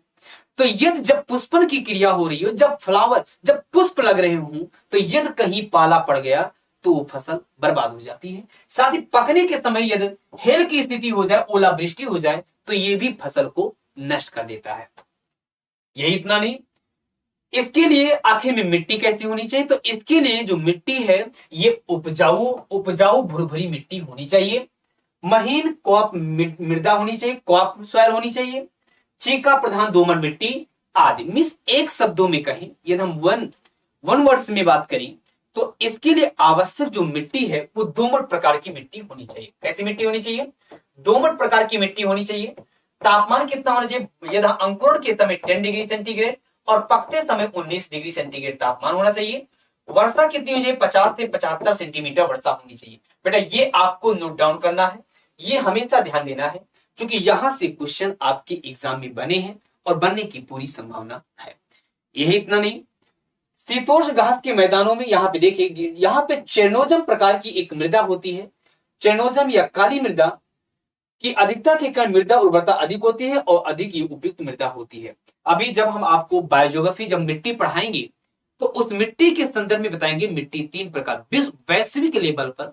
अभी हमने आपको ये बताया है मिट्टी भारतीय लेवल बताया है, भारत में 8 प्रकार की मिट्टी पाई जाती है। लेकिन वास्तव में हम जब वैश्विक स्तर पे बात करते हैं तो मिट्टी 3 प्रकार की पाई जाती है। जोनल मिट्टी, जोनल, एजोनल और इंट्राजोनल। हम सब कुछ बताएंगे बेटा, आप बस पेशेंस के साथ आपको सारी चीजें पढ़नी है। जोनल, एजोनल और इंट्राजोनल ये 3 प्रकार की है। और इसी में जोनल में एक मिट्टी पाई जाती है जिसे कहते हैं चिरनोजम। इस चिरनोजम की जो अधिकता के कारण मृदा उर्वरता अधिक होती है और अधिक ये मिट्टी जो है अधिक उपयुक्त मानी जाती है। नेक्स्ट महत्वपूर्ण बिंदु, गेहूं की किस्में। बेटा यहां से भी क्वेश्चन आपसे पूछा गया है और 1-2 किस्म गेहूं के दे दी जाती है और 2 ऑप्शन आपका चावल से दे दिया जाता है और पूछ लिया जाता है कि निम्नलिखित में से कौन सी गेहूं की किस्में है। तो जलवायु दशाओं एवं फसल बोने काटने के समय के अनुसार गेहूं को 2 प्रकारों में बांट सकते हैं। आखिर में 2 प्रकार कौन कौन से हैं? एक शीतकालीन गेहूं, जो शीत ऋतु के आरंभ में इसकी बुआई होती है और अप्रैल मई में काटा जाता है, तथा दूसरा होता है बसंतकालीन गेहूं, जो बसंत ऋतु में बुआई कर ग्रीष्म ऋतु के प्रारंभ में काटा जाता है। ये 2 मीन्स गेहूं जो है ये 2 प्रकार के, आप ध्यान रखोगे कि गेहूं का जो प्रोडक्शन 2 प्रकार, ये गेहूं का वर्गीकरण 2 भागों में, एक शीतकालीन और दूसरा बसंतकालीन। जब शीतकालीन गेहूं की बात करोगे तो ये जो है नवंबर और दिसंबर में बोई जाती है, अप्रैल और मई में काटी जाती है। लेकिन वहीं पर इसकी बुआई बसंत ऋतु में बुआई कर दी जाती है और ग्रीष्म ऋतु में काट ली जाती है। गेहूं को कोमल, आप लोगों ने भी देखा होगा एक गेहूं की प्रजाति, जब आप लेकर आते होगे आटा, यदि शहर में रहे होगे तो एक जब वही आटा लाते हो तो आप देखते हो कई बार आपकी जो आटा जो रोटी बनती है बड़ी ही सफेद बनती है, लेकिन कहीं देखोगे तो कभी वो लाल टाइप की होती है। आखिर में वो डिफरेंस है प्रजातियों को लेकर, किस्मों को लेकर। क्या है ये? गेहूं को कोमल, कठोर, लाल, सफेद गेहूं के रूप में वर्गीकृत किया जाता है। देखिए गेहूं को कोमल, कठोर, लाल एवं सफेद, कठोर एवं लाल गेहूं मध्य अक्षांश, ये देखें कठोर एवं लाल जो गेहूं है मध्य अक्षांशों के शुष्क प्रदेशों में पाया जाता है, जबकि कोमल एवं सफेद गेहूं आर्द्र प्रदेशों में उगाया जाता है। ये बात आपको ध्यान देना है। जो कोमल, यहाँ पे देखिए बेटा, इस बिंदु को आप ध्यान, यहाँ पे हम स्टार लगा दे रहे हैं, इसका मतलब ये महत्वपूर्ण है। इसका मतलब क्या है? ये महत्वपूर्ण है। गेहूं को कोमल, कठोर, लाल और सफेद गेहूं के रूप में वर्गीकृत किया जाता है। जैसे हमने आपसे कहा कि कठोर और लाल गेहूं, जैसे मान लीजिए आपने देखा होगा कि जो लाल वाली गेहूं आपके यहां रोटी बनती है तो कठोर होती है, तो कठोर और लाल गेहूं ये मध्य अक्षांश का है। मध्य अक्षांशीय के शुष्क प्रदेशों में उगाया जाता है, मध्य अक्षांशों के शुष्क प्रदेशों में उगाया जाता है। लेकिन वहीं पर जो सफेद व्हाइट कलर की और बिल्कुल प्यारी सी, खाने में बहुत ही सुगंधित, बहुत ही अच्छा लगता है, उसे वो आर्द्र प्रदेशों में उगाई जाती है, वो ह्यूमिड रीजन में उगाई जाती है। अब अगला महत्वपूर्ण, तो आप लोगों ने गेहूं के बारे में इतनी सारी जानकारी आपने देखा। अब हम लोग बात करते हैं बेटा चावल के बारे में। चावल आपने देखा आर्द्र उपोष्ण, आर्द्र एवं उष्ण जलवायु की फसल है। मीन्स आपको, जैसा कि आपने देखा था कि गेहूं जो है, ये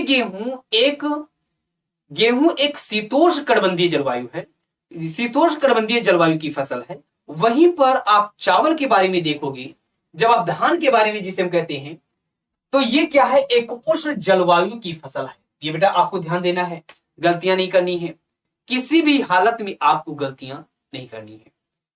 तो जहां पे आप देख रहे हो ये उष्ण चावल विश्व में कहीं ना कहीं वर्ष भर उगाया जाता है। इंडोनेशिया के जावा द्वीप में अपेक्षाकृत शुष्क ऋतु में सिंचाई द्वारा और ऋतु में वर्षा के द्वारा जल इसे उगाते हैं। एंड उत्पादन की दशाएं, तो धान को अंकुरित होने के लिए और परिपक्व होने के लिए उच्च तापमान की आवश्यकता होती है। जैसा कि आप देख सकते हैं कि अंकुरण के लिए, हाँ जी बिल्कुल बेटा, अंकुरण के चावल को 27 डिग्री सेंटीग्रेड औसत तापमान और 100 सेंटीमीटर से अधिक वर्षा की आवश्यकता होती है। चावल के पौधों को कुछ दिनों का जल में डूबे रहना आवश्यक होता है। मीन्स आप लोगों ने देखा होगा और हमें उम्मीद है आप लोगों ने एक बेहतरीन तरीके से, आप लोगों ने, सभी लोगों ने देखा होगा कि चावल कैसे बोया जाता है। बेटा सबसे पहले हम लोग क्या करते हैं, पहले अब रोपाई, यहाँ पे सबसे पहले धान हम लाते हैं और धानों को खेतों में डाल देते हैं छोटे से, और छोटे से जब क्षेत्र में, मतलब छोटे से क्षेत्र में हम उसको डाल देते हैं। उसके बाद उस, जिसे क्षेत्रीय भाषा में विभिन्न नामों से जाना जाता है। अब होता क्या है बेटा, जब उसको फिर क्या करते हैं, उसको हम लोग उखाड़ते हैं, उखाड़ने के बाद फिर उसको रुपाई करते हैं। तो ठीक हुई, इसके लिए आवश्यक है कि कुछ दिन, ये क्या होना चाहिए, चावल के पौधों का कुछ दिन तक जल में डूबा होना आवश्यक रहना है। ये बेटा कुछ दिन जरूर डूबा रहे, अन्यथा क्या हो जाता है, इसमें पीलापन पड़ जाता है, इसमें क्या होता है, पीलापन पड़ जाता है। और तापमान 27 डिग्री, वर्षा 100 सेंटीमीटर से अधिक। गेहूं के लिए आपको बताया था कि 19 डिग्री सेंटीग्रेड परिपक्व होने के लिए, तथा वर्षा 50 से 75 सेंटीमीटर होनी चाहिए। ये इतना नहीं, चावल के लिए अत्यधिक उर्वर मृदा की आवश्यकता होती है। उर्वर मृदा की आवश्यकता होती है, यद्यपि कई प्रकार की मृदाओं में उग सकती है।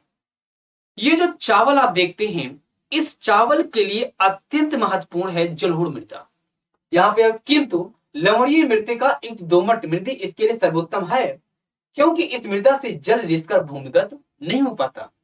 ये महत्वपूर्ण है कि यहाँ पे लवणीय एवं मृतिका युक्त जो दोमट मृदा है, ये भी महत्वपूर्ण है, इसके लिए सर्वोत्तम है, क्योंकि इस मिट्टी की जो मृतिका, जो हम कहते हैं क्ले युक्त जो मिट्टी है, जो क्ले लोम है, ये मिट्टी, इस मिट्टी की खासियत क्या है कि जो जल है वो रिस कर अंदर नहीं जा पाता, वो भूमिगत नहीं हो पाता, और जिसके लिए आवश्यक है कि, और जबकि धान की फसल के लिए आवश्यक क्या है, उर्वरता होनी चाहिए, आर्द्र की स्थिति होनी चाहिए, और ये आर्द्रता को बनाए रखता है। तो क्योंकि इस मृदा में जल रिसकर भूमिगत नहीं हो पाता है। विश्व में उत्पादित सभी खाद्यान्न फसलों में क्षेत्रफल एवं उत्पादन दोनों ही दृष्टिकोण से चावल का प्रथम स्थान है। आप देख सकते हैं कि यदि हम बात करें विश्व में उत्पादित सभी खाद्यान्न फसलों में क्षेत्रफल एवं उत्पादन दोनों ही दृष्टि से चावल का प्रथम स्थान है। वर्ष 2020 के खाद्य एवं कृषि संगठन FAO के सांख्यिकी विभाग के आंकड़ों के अनुसार भारत में चावल की कृषि के अंतर्गत सर्वाधिक क्षेत्र उपस्थित है, 45 मिलियन हेक्टेयर, 45 मिलियन हेक्टेयर उपस्थित है। ठीक है, चलिए अगले पॉइंट की बात करते हैं। वर्ष 2017 में भारत थाईलैंड को पीछे छोड़ते हुए विश्व का सबसे बड़ा चावल निर्यातक देश बन गया। यहां पे भारत जो है वो थाईलैंड को पीछे छोड़ा, कहा तुम कहां, तुम पीछे हटो, मैं, भारत ने कहा तुम पीछे हटो, मैं हूं ना, मेरे रहते हुए मजाल आपकी क्या। मीन्स यहां पे देखिए, भारत थाईलैंड को पीछे छोड़ते हुए विश्व का सबसे बड़ा चावल निर्यातक देश बन गया, जबकि चीन विश्व का सबसे बड़ा चावल उत्पादक एवं आयातक देश है। एंड नेक्स्ट पॉइंट, अब हम लोग बात करते हैं, हमने गेहूं पढ़ लिया, चावल पढ़ लिया, अगला है मेजे मिस मक्का। और आप लोगों के, हाँ जी बिल्कुल बेटा, आप लोगों ने तो नहीं, लेकिन आपके दादा दादी ने, नाना नानी ने मक्के की रोटी खूब अच्छे से खाई होगी। मक्के की रोटी वास्तव में बहुत अच्छी लगती है, यदि आप लोगों ने खाया होगा तो, ठंडियों में विशेषकर। तो यहां पर देखिए, गेहूं एवं चावल के बाद, यहां पे देखिए गेहूं एवं चावल के बाद मक्का तीसरी प्रमुख खाद्यान्न फसल है। यदि आप गेहूं को देख लो, चावल के बाद मक्का जो है, ये जो मध्य अमेरिका मैक्सिको का मूल पौधा है, ये भी आपको ध्यान देना होगा। ये जो मक्का है, ये मैक्सिको का एक मूल पौधा है। ये खरीफ, रबी और जायद तीनों शस्य ऋतुओं की फसल है। मक्का जो है रबी की भी फसल है, ये खरीफ की भी फसल है और जायद की भी फसल है। मीन्स तीनों की, ये रबी, खरीफ और जायद तीनों शस्य ऋतुओं की एक फसल है। ये वर्ष भर उगाई जाने वाली फसल है और जायद में इसे चारे के रूप में उगाते हैं। यहां पे ये महत्वपूर्ण ये है कि जब जायद की बात आती है तो इस जायद में हम इसे चारे के रूप में उगाते हैं। तो आपको ये महत्वपूर्ण जो बिंदु आपने देखा कि ये जो मक्का है, गेहूं और चावल के बाद एक तीसरा प्रमुख खाद्यान्न फसल है, पॉइंट नंबर फर्स्ट। दूसरा आपने देखा मैक्सिको का एक मूल पौधा है, सेकंड पॉइंट नंबर 2।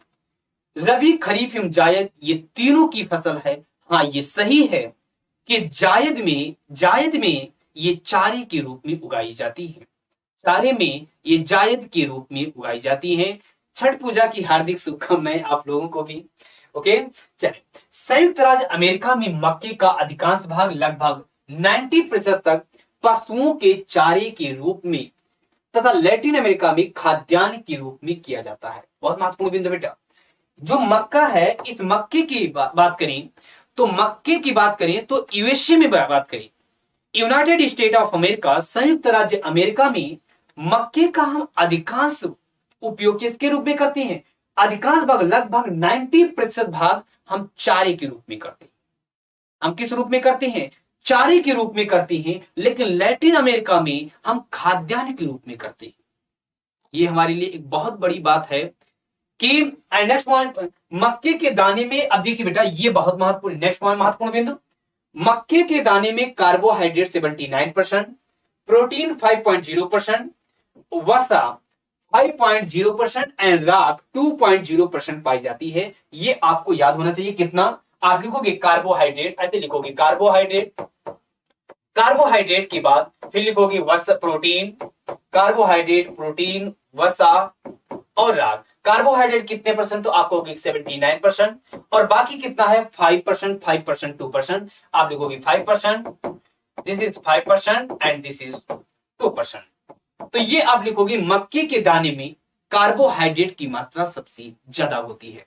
यदि आपसे कोई कहता है कि आखिर में मक्के में सबसे ज्यादा मात्रा निम्नलिखित में से किसकी होती है? कार्बोहाइड्रेट, वसा, प्रोटीन, विटामिन, तो आपका जवाब होगा कि कार्बोहाइड्रेट में सबसे अधिक मात्रा मक्के में सबसे अधिक मात्रा कार्बोहाइड्रेट की होती है। कितनी होती है? तो आपका जवाब होगा 79%। कितनी होती है? 79% होती है। एंड नेक्स्ट महत्वपूर्ण बिंदु, उपज की दशाएं क्या होती हैं? तो इसके लिए जो उपज की दशाएं हैं वो शुष्क और आर्द्र दोनों दशाएं अनुकूलतम मानी गई हैं। जो ड्राई है ये भी इसके लिए एक अनुकूलतम दशा मानी गई है, और जो ह्यूमिड है ये भी आप देख सकते हो कि मक्का ये शुष्क में से है। यहां पर देख सकते हो एरिड जो दशा होती है और जो आर्द्र है, ह्यूमिड दशा है, ये दोनों प्रकार की दशाओं में इसे उगाया जा सकता है। हाँ, जैसा कि आपको हमने बताया कि जो मक्का है ये मैक्सिको का एक मूल पौधा है, मैक्सिको का एक मूल पौधा है। ये रबी, खरीफ एवं जायद तीनों में उगाया जाता है। हाँ, ये सही है कि जायद में इसे चारे के रूप में किया जाता है। हमने ये भी आपके साथ शेयर किया कि 90% यूएसए का 90% मक्का हम चारे के रूप में प्रयोग करते हैं। वहीं पर लैटिन अमेरिका में इसका हम मक्के का प्रयोग खाद्यान्न के रूप में करते हैं। नेक्स्ट महत्वपूर्ण बिंदु, अगला महत्वपूर्ण बिंदु, मक्का मूलतः उभयलिंगा। यहां पे देखिए बेटा बहुत प्यारा सा, यहां पे यही क्वेश्चन बनेगा आपके एग्जाम में कि मक्का मूलतः उभयलिंगाश्रयी पौधा है। ये कैसा पौधा है? तो उभयलिंगाश्रयी पौधा है। यही क्वेश्चन आपको हो गया उभयलिंगाश्रयी। ऐसा तो हमने कभी पढ़ा नहीं, लेकिन आज आप लोग इसको देख लीजिए। ये जो मक्का मूलतः उभयलिंगाश्रयी पौधा है, अर्थात इसमें एक ही पौधे पर नर एवं मादा, एक ही पौधे पर नर एवं मादा दोनों पुष्प होते हैं। ये बहुत ही महत्वपूर्ण बिंदु है कि जैसे आपने देखा मक्का मूलतः उभयलिंगाश्रयी मीन्स मोनोसियस पौधा है, जिसमें एक ही पौधे पर नर तथा मादा दोनों पुष्प होते हैं। इसके उत्पादन के लिए उष्ण एवं उपोष्ण आर्द्र जलवायु की आवश्यकता होती है। उष्ण एवं उपोष्ण आर्द्र प्रकार की जलवायु की आवश्यकता होती है। मक्के के लिए सर्वोत्तम दशा लंबी ग्रीष्म ऋतु एवं अच्छी धूप होनी चाहिए। यदि आप मक्के की अच्छा पैदावार चाहते हो तो मक्के की अच्छा पैदावार के लिए आवश्यक है कि ग्रीष्म ऋतु हो और ठीक ठाक धूप हो, अच्छी धूप होनी चाहिए। शीतकाल में पाला इसके लिए हानिकारक है। मक्का बोने और उगने के लिए का फूल लगने तक उच्च तापमान होना चाहिए, 24 से 30 डिग्री सेंटीग्रेड होनी चाहिए, और आर्द्रता की आवश्यकता भी होनी आवश्यक है। नेक्स्ट महत्वपूर्ण बिंदु, अगले बिंदु पे बात करें, सामान्यतः मक्के के लिए वर्षा कितनी होनी चाहिए। मक्के के लिए देखिए, अब यहां पे आपने देखा कि तापमान कितना होनी चाहिए, 24 से 27, तो टेम्परेचर कितना होना चाहिए, 24 से 27। बेटा 24 से 27, 24 से 30 आप लिख सकते हो। हालांकि वर्षा कितनी होनी चाहिए, 50 से लेकर 130 सेंटीमीटर यदि वर्षा हो रही है तो हाँ, ये मक्के के प्रोडक्शन के लिए, मक्के के उत्पादन के लिए ठीक ठाक दशा मानी गई है, कोई दिक्कत नहीं है।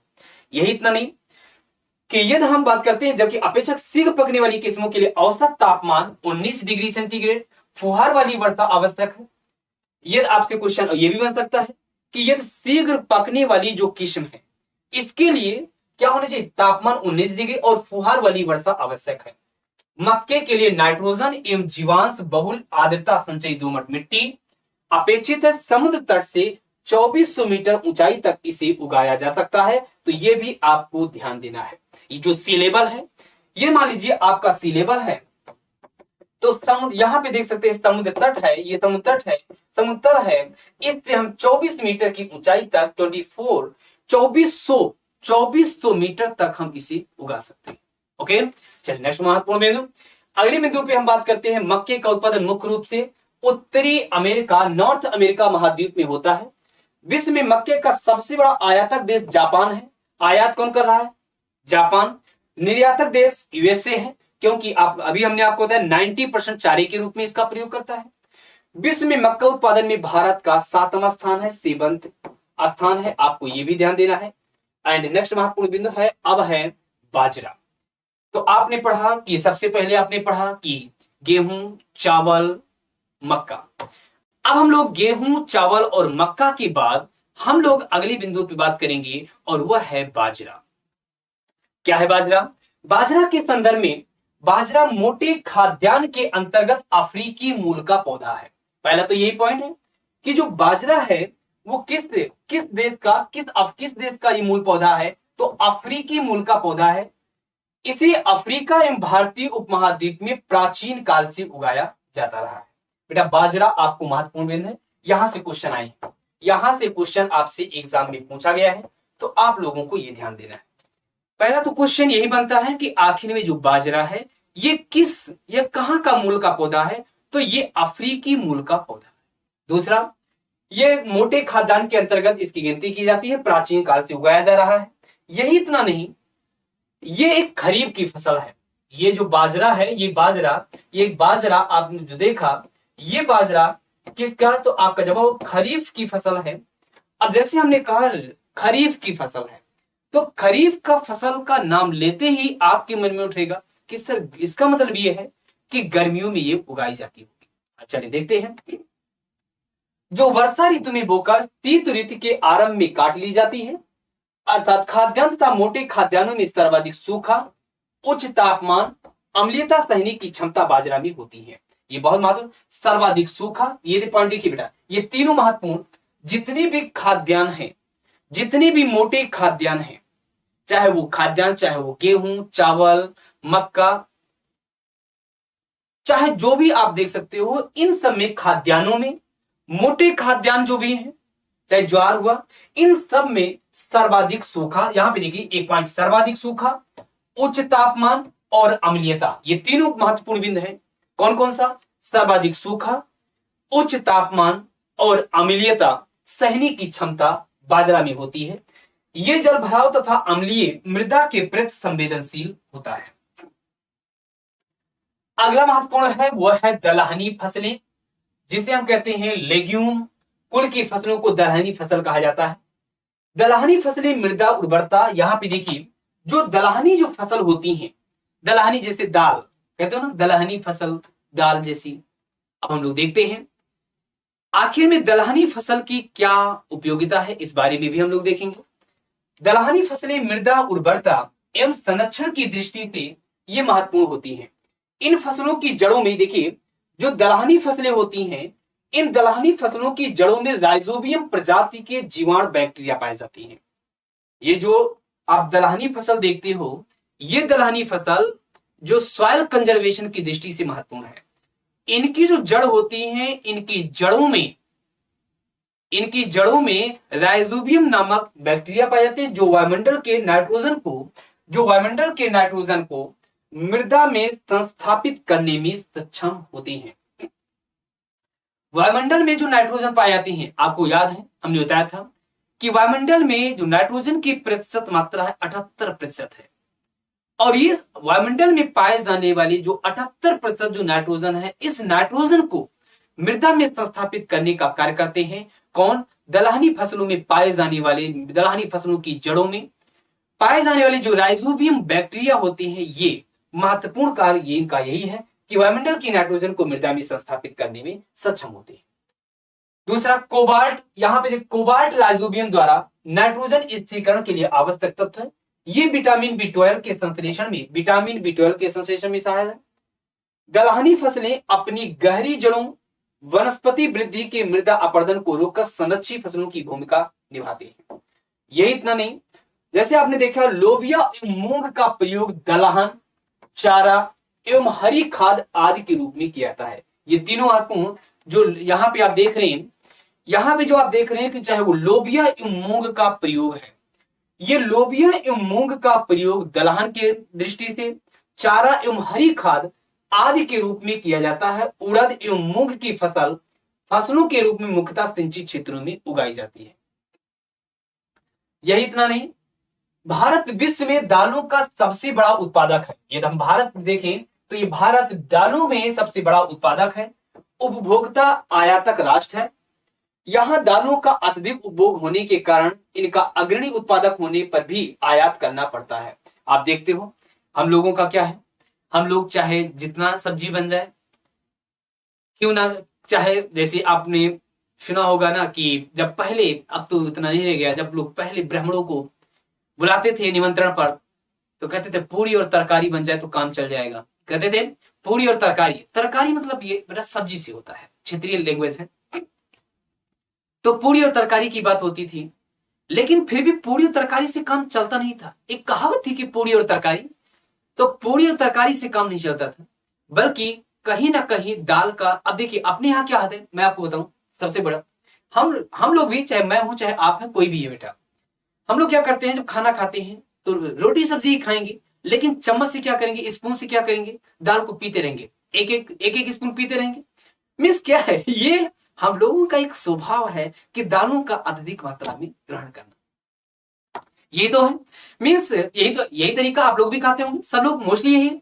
तो यहां पे देखिए कि भारत विश्व में दालों का सबसे बड़ा उत्पादक, उपभोक्ता आयातक राष्ट्र है, सबसे बड़ा उत्पादक भी है, महत्वपूर्ण भी है, उत्पादक तो है ही, लेकिन वहीं पर देखोगे आयातक राष्ट्र भी है।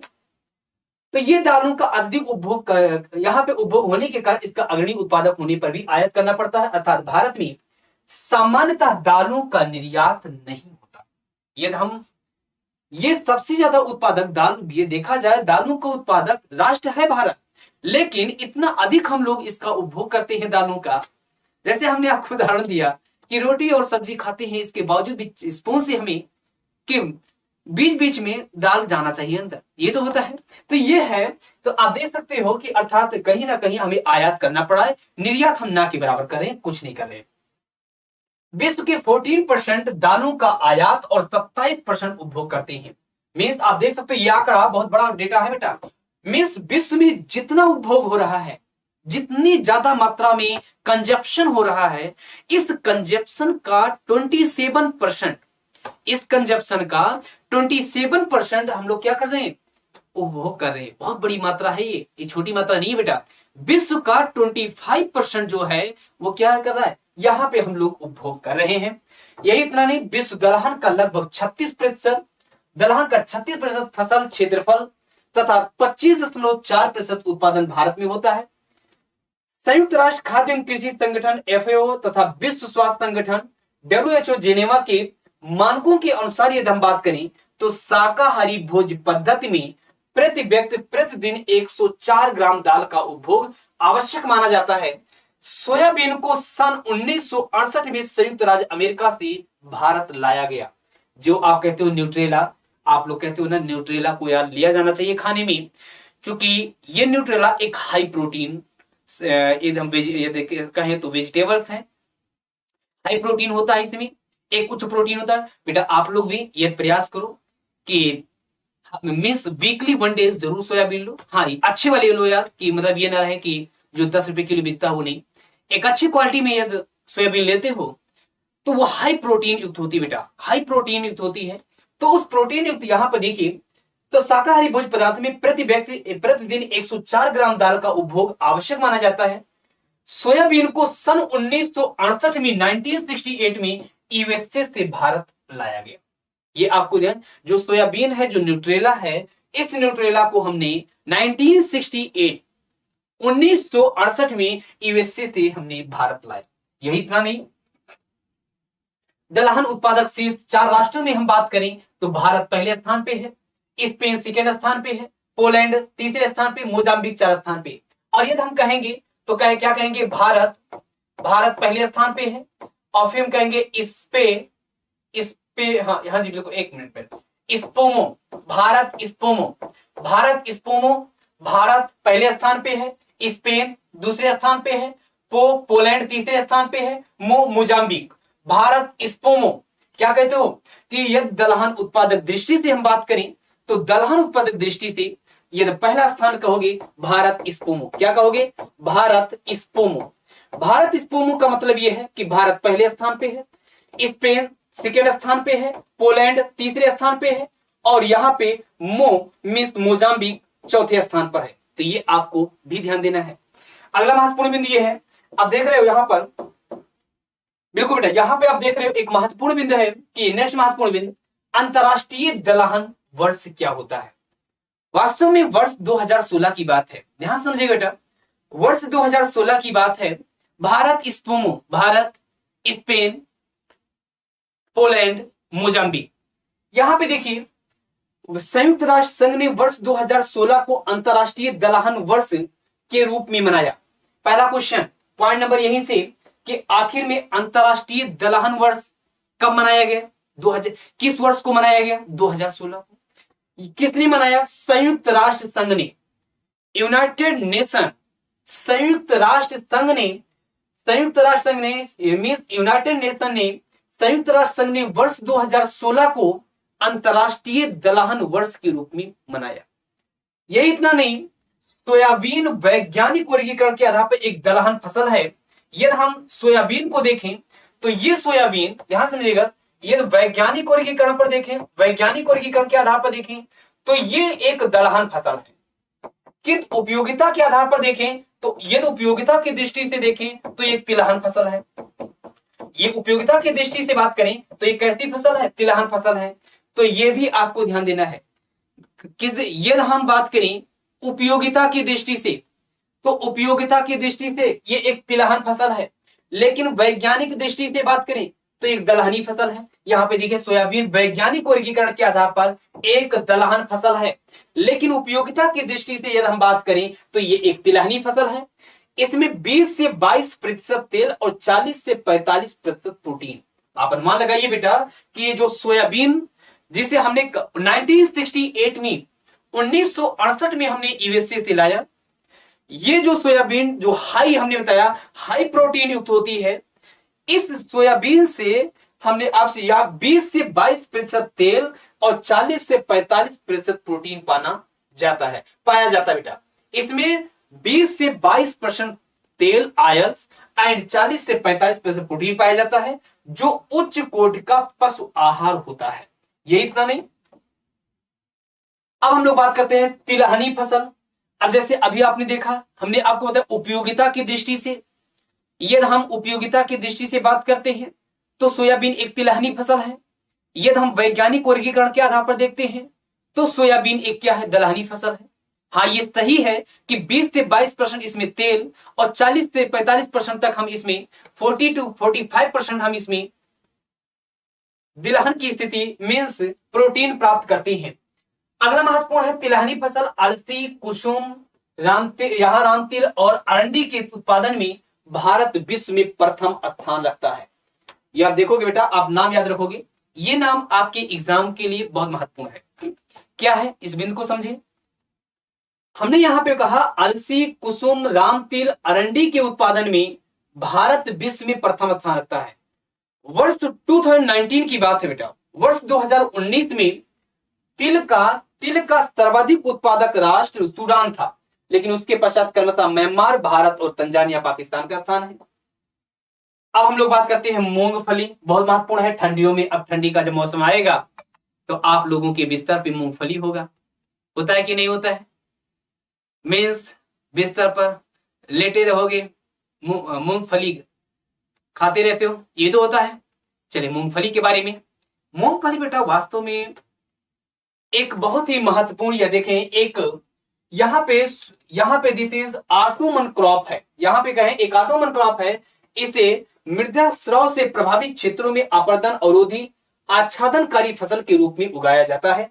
यही इतना नहीं, मूंगफली की जो खेती है, यहाँ जो मूंगफल की जो खली है, इसमें 7 से 8% नाइट्रोजन, बेटा बहुत महत्वपूर्ण।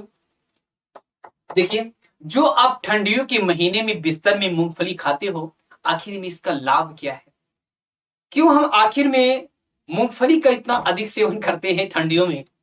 इसका मूंगफली की जो खली होती है, ऑयल केक में 7 से 8% नाइट्रोजन, 1.5% फास्फोरस, 1.3% पोटास पाया जाता है। और विश्व में मूंगफली का प्रति हेक्टेयर सर्वाधिक उत्पादन क्रमशः उज्बेकिस्तान, चीन और ग्वाटेमाला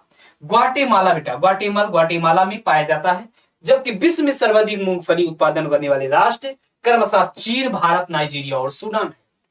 चीन, भारत, नाइजीरिया और सूडान, चीन, भारत, नाइजीरिया और सूडान है। तो आपको यह भी ध्यान देना होगा बेटा, बहुत ही आसान है। ऐसा कोई भी टॉपिक नहीं जो आपको कठिन दिख रहा हो कि ऐसा कोई टॉपिक दिख रहा है, कोई टॉपिक नहीं है। चलिए अगला पॉइंट देखें। अगला महत्वपूर्ण बिंदु है बेटा, यहीं से आपको लगभग मूंगफली की खली में 7 से 8% नाइट्रोजन, हमने आपको ये बताया ही। यही इतना नहीं, उत्पादन है भारत विश्व के कुल मूंगफली के 18.4% उत्पादन के साथ दूसरे स्थान पर बेटा। पहले स्थान पे कौन सा है? चीन। भारत, यदि हम मूंगफली की उत्पादन की दृष्टि से बात करें तो मूंगफली में पहला स्थान चीन का है उत्पादन की दृष्टि से, और दूसरा स्थान भारत का है। सेकंड पोजीशन पे कितना है? 18.4% उत्पादन के साथ, 18.4% प्रोडक्शन के साथ भारत दूसरे स्थान पर कायम है। यही इतना नहीं, यदि हम बात करें सूर्यमुखी के बारे में, आखिर में सनफ्लावर, तो सूर्यमुखी है, जिसे आप कहते हो ना सूरजमुखी, एक जैसे आप देखते हो बेटा कि आप लोगों की यही एज, जब आप प्यार करते हो पहली बार, तो पहली बार जब प्यार करते हो तो आपको हर चीजें बड़ी अच्छी लगती हैं। जब शादी होती है तो सूर्यमुखी की स्थिति होती है, बिल्कुल आपकी वाइफ सूर्यमुखी, अन्यथा मत लीजिएगा सूर्यमुखी। धीरे धीरे जैसे जैसे समय बीतता है, बड़े ही प्यार से वही सूरजमुखी ज्वालामुखी में कन्वर्ट होता है, और फिर उसके बाद वही सूरजमुखी ज्वालामुखी में कन्वर्ट होता है।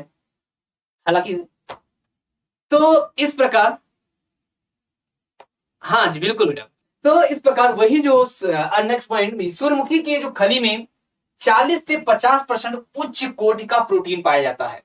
जो यहाँ पे 40 to 50%, 40 से 50% जो उच्च कोटि का प्रोटीन पाया जाता है, ये खली पशु आहार के लिए प्रयुक्त होती है। 45 से 50% तक तेल पाया जाता है। इस तेल में 64% लाइनोलिक, यहां पे देखिए बेटा, यहां पे आप देख सकते हैं बेटा, ये महत्वपूर्ण है, जो इसके तेल में जो सूरजमुखी का तेल है, इस सूरजमुखी के तेल में 64% लाइनोनिक, यहां पे लाइनोलिक अम्ल पाया जाता है। बेटा वेरी वेरी इंपॉर्टेंट, आपसे क्वेश्चन कि सूरजमुखी के तेल में कौन सा अम्ल पाया जाता है, तो आपका जवाब होगा लाइनोलिक। क्या होगा? लाइनोलिक अम्ल पाया जाता है, जो मानव धमनियों में एकत्रित कोलेस्ट्रॉल को कम करने में सहायक है। इसका काम क्या है? तो आप कहोगे जो धमनियां होती हैं, आपने नर्सरी में पढ़ा होगा, और हमारे यहाँ Zuber sir, Sumit sir, Sumit sir आपको ने पढ़ाया होगा कि सिरा और धमनी क्या होती है। तो यहां पे ये जो धमनियों में एकत्रित जो कोलेस्ट्रॉल है, इस कोलेस्ट्रॉल को कम करता है कौन? यहां पे आपका जवाब होगा कि लाइनोलिक अम्ल होता है ये। यही इतना नहीं, ये हम चाय, कहवा और कोको एल्कोहल रहित लोकप्रिय पेय पदार्थ है, जबकि तंबाकू का मादक पदार्थ, जबकि आप देख रहे हो कि जो टोबैको है, ये एक मादक पदार्थ है जिसका सेवन धूम्रपान एवं अन्य विधियों द्वारा किया जाता है। हालांकि तंबाकू का कुछ लोग सीधा उपयोग करते हैं, और जबकि आप देखोगे कोई जो आप देख रहे हो मार्केट में विभिन्न प्रकार के पदार्थ आते हैं और सीधा सीधा लिखा था tobacco causes cancer. Tobacco causes cancer, तंबाकू एक कैंसर का कारण है, सीधा सीधा लिखा रहता है। लेकिन इसके बावजूद भी हमारी जनता इतनी अच्छे से मतलब सब कुछ पढ़े लिखे होने के बावजूद भी, उसको देखते हुए भी कि टोबैको कॉसेस कैंसर, इसके बावजूद भी उस तंबाकू का सेवन कर रही है। तो इसका मतलब ये देखिए कि तंबाकू एक मादक पदार्थ है। ये देखिए चाय, कहवा एवं कोको एल्कोहल, ये देखिए चाय, कहवा एवं कोको एल्कोहल रहित लोकप्रिय पदार्थ है, जबकि तंबाकू एक मादक पदार्थ है जिसका सेवन जो पान होता है, धूम्रपान मतलब धुएं का पान एवं अन्य विधियों द्वारा किया जाता है। अब अगला महत्वपूर्ण है चाय। जैसे आप देखिए, जैसे कि चाय के कुछ लोग बहुत आदी होते हैं, जैसा कि मैं, ये दिन भर में 8 कप चाय कप भी ले तो कम है मेरे लिए, ठीक है, आप भी ऐसे ही होंगे, चाय कॉफी ये सब होता है। मीन्स हाँ, ये सही है कि प्रत्येक कुछ ना कुछ कोई कमियां होती, चाय भी बहुत अच्छी चीज नहीं है, लेकिन अब यह है क्या कि उस जिस एनवायरमेंट में लोग पलते हैं, बढ़ते हैं, वहीं से आदत वैसी बनती चली जाती है। तो यहां पे जैसे चाय की बात करें तो ये एक सदाबहार, पहला पॉइंट आपसे क्वेश्चन मिलता है कि चाय एक पर्णपाती प्रकार की वनस्पति है, तो आप कहोगे चाय एक सदाबहार झाड़ी नुमा उष्णकटिबंधीय मानसूनी प्रदेश का पौधा है। यहां पे देखो बेटा, ये आपको तीनों, ये सदाबहार, झाड़ी नुमा, उष्णकटिबंधीय मानसूनी प्रदेश का पौधा है, जो जो देखिए जो थियासिनेसिस नामक पौधे का वंशज है। ये आपको जो थियासिनेसिस नामक पौधे का वंशज है, तो ये भी आपको ध्यान देना है। ये आपसे क्वेश्चन पूछा जाता है कि आखिर में ये जो चाय है, ये एक कैसा पौधा है? ये एक पर्णपाती प्रकार का है, तो आप कहोगे नहीं, ये एक सदाबहार झाड़ीनुमा उष्णकटिबंधीय मानसूनी प्रदेश है। दूसरा आप कहोगे पौधा है जो थियासिनेसिस नामक पौधे का वंशज है। ये किस पौधे का वंशज है? तो थियासिनेसिस पौधे का वंशज है। नेक्स्ट महत्वपूर्ण बिंदु, चाय का मूल स्थान इंडो चाइना। इसका मूल स्थान क्या है? जो आप लोग चाय पी रहे हो, इस चाय का मूल स्थान क्या है? Indo China.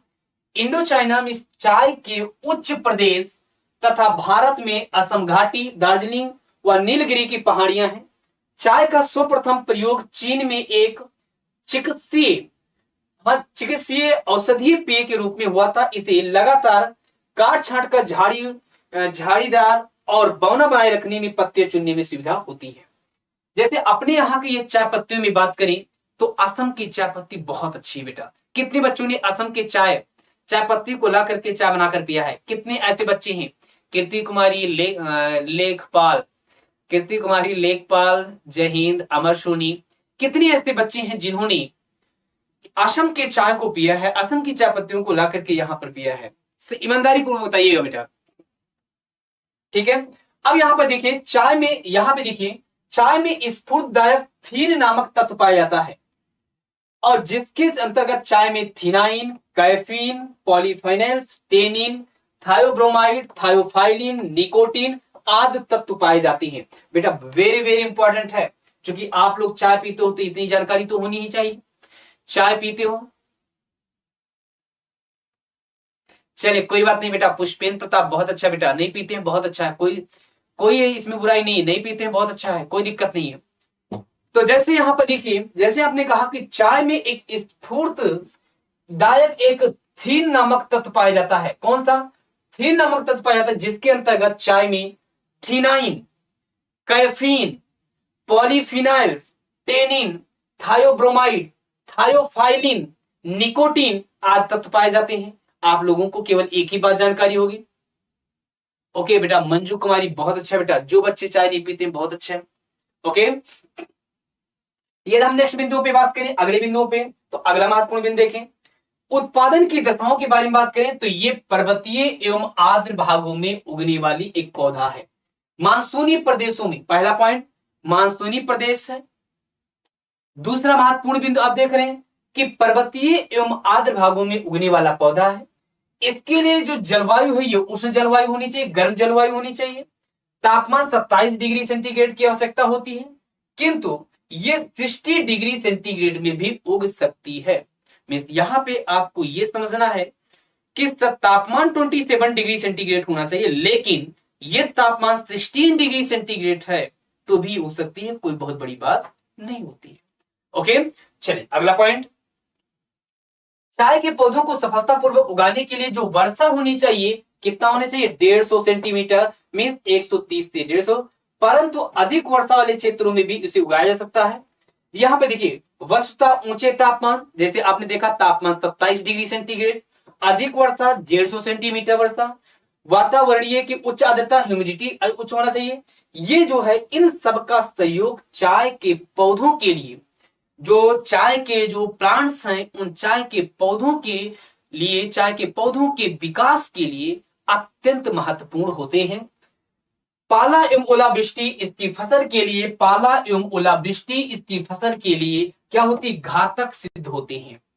मींस आपको चाय की ये दशाओं, भौगोलिक दशाओं के बारे में बात करें तो आपको इस बात का तापमान 27 डिग्री, वर्षा 150 सेंटीमीटर होनी चाहिए, और उष्ण यहाँ पे सफलता उगाने के लिए 150 सेंटीमीटर ये आर्द्रता उच्च होनी चाहिए। पाला एवं ओला जो वृष्टि है, ये पाला एवं ओला वृष्टि इसकी फसल के लिए घातक सिद्ध होती है। जीवांश एवं लवणांश युक्त उर्वर मिट्टी चाय के लिए उत्तम मानी जाती है। जीवांश का मतलब क्या है? मींस ऐसी मिट्टी जिसमें ह्यूमस की मात्रा ठीक ठाक हो, जिसमें ह्यूमस की मात्रा विद्यमान हो, वहां पर चाय की खेती अत्यधिक अच्छे उपज में, अच्छे अनुकूलता ढंग से उत्पादित किया जा सकता है। यही इतना नहीं, चाय के पौधों के विकास के लिए सुप्रवाहित धरातल में भूमि मंद ढाल युक्त लहरदार की आवश्यकता होती है। जल इसकी जड़ों के पास स्थिर नहीं होना चाहिए, क्योंकि जल भराव इसकी जड़ें सड़ सकती हैं। साथ ही ऐसे धरातल पर निचले एवं ऊपरी पवन प्रवाह से हवा का पर्याप्त संचार होता रहता है, और इसलिए चाय की कृषि पहाड़ी ढालों पर की जाती है। मींस हमें उम्मीद है आप लोगों को ये बातें क्लियर हुई होंगी। जैसे हमने आपके साथ शेयर किया कि जो चाय है, इस चाय के लिए तापमान अधिक होना चाहिए 27 डिग्री सेंटीग्रेड, वर्षा 150 सेंटीमीटर होना चाहिए, सॉरी 150 सेंटीमीटर वर्षा होना चाहिए, लेकिन जल भराव की स्थिति नहीं होनी चाहिए। जैसे मान लीजिए चाय का पौधा है तो यहाँ पे जल भराव है, यदि यहाँ पे जल भराव की स्थिति होगी तो इसकी जो जड़ें होती हैं, जिसकी रूट्स हैं, इसकी जो जड़ें हैं, ये रूट्स इनके सड़ जाती हैं और फसल जो है वो खराब हो जाती है, नष्ट हो जाती है। तो इसके लिए आवश्यक है कि जो जल का एक प्रवाह होना चाहिए, एक प्रवाहित धरातल। अतः यही कारण है कि इसकी जो खेती हो पहाड़ी ढालों पर की जाती है, कि जैसे पहाड़ी ढालों पर कर दी गई तो यहाँ पे जल के भराव की दशा नहीं होती और बहुत अच्छे मात्रा में यहाँ पर चाय का उत्पादन, प्रोडक्शन कर लेते हैं। ठीक है, अगला बिंदु, अब अगला है चाय की किस्में। चाय की किस्मों के बारे में बात करें, जैसे चीनी चाय, भारतीय चाय। भारतीय किस्म की चाय देखिए असम के जंगलों में उगती थी। जो बातें अभी हमने आपसे की बेटा, वास्तव में असम की चाय बहुत अच्छी, वास्तव में आप लोग पीजिएगा कभी में। असम की चाय एक बहुत अच्छी, असम की जो चाय है यहाँ पर देख रहे हैं, यहाँ पे असम की जो चाय है, भारतीय किस्म की चाय असम के जंगलों में उगती है।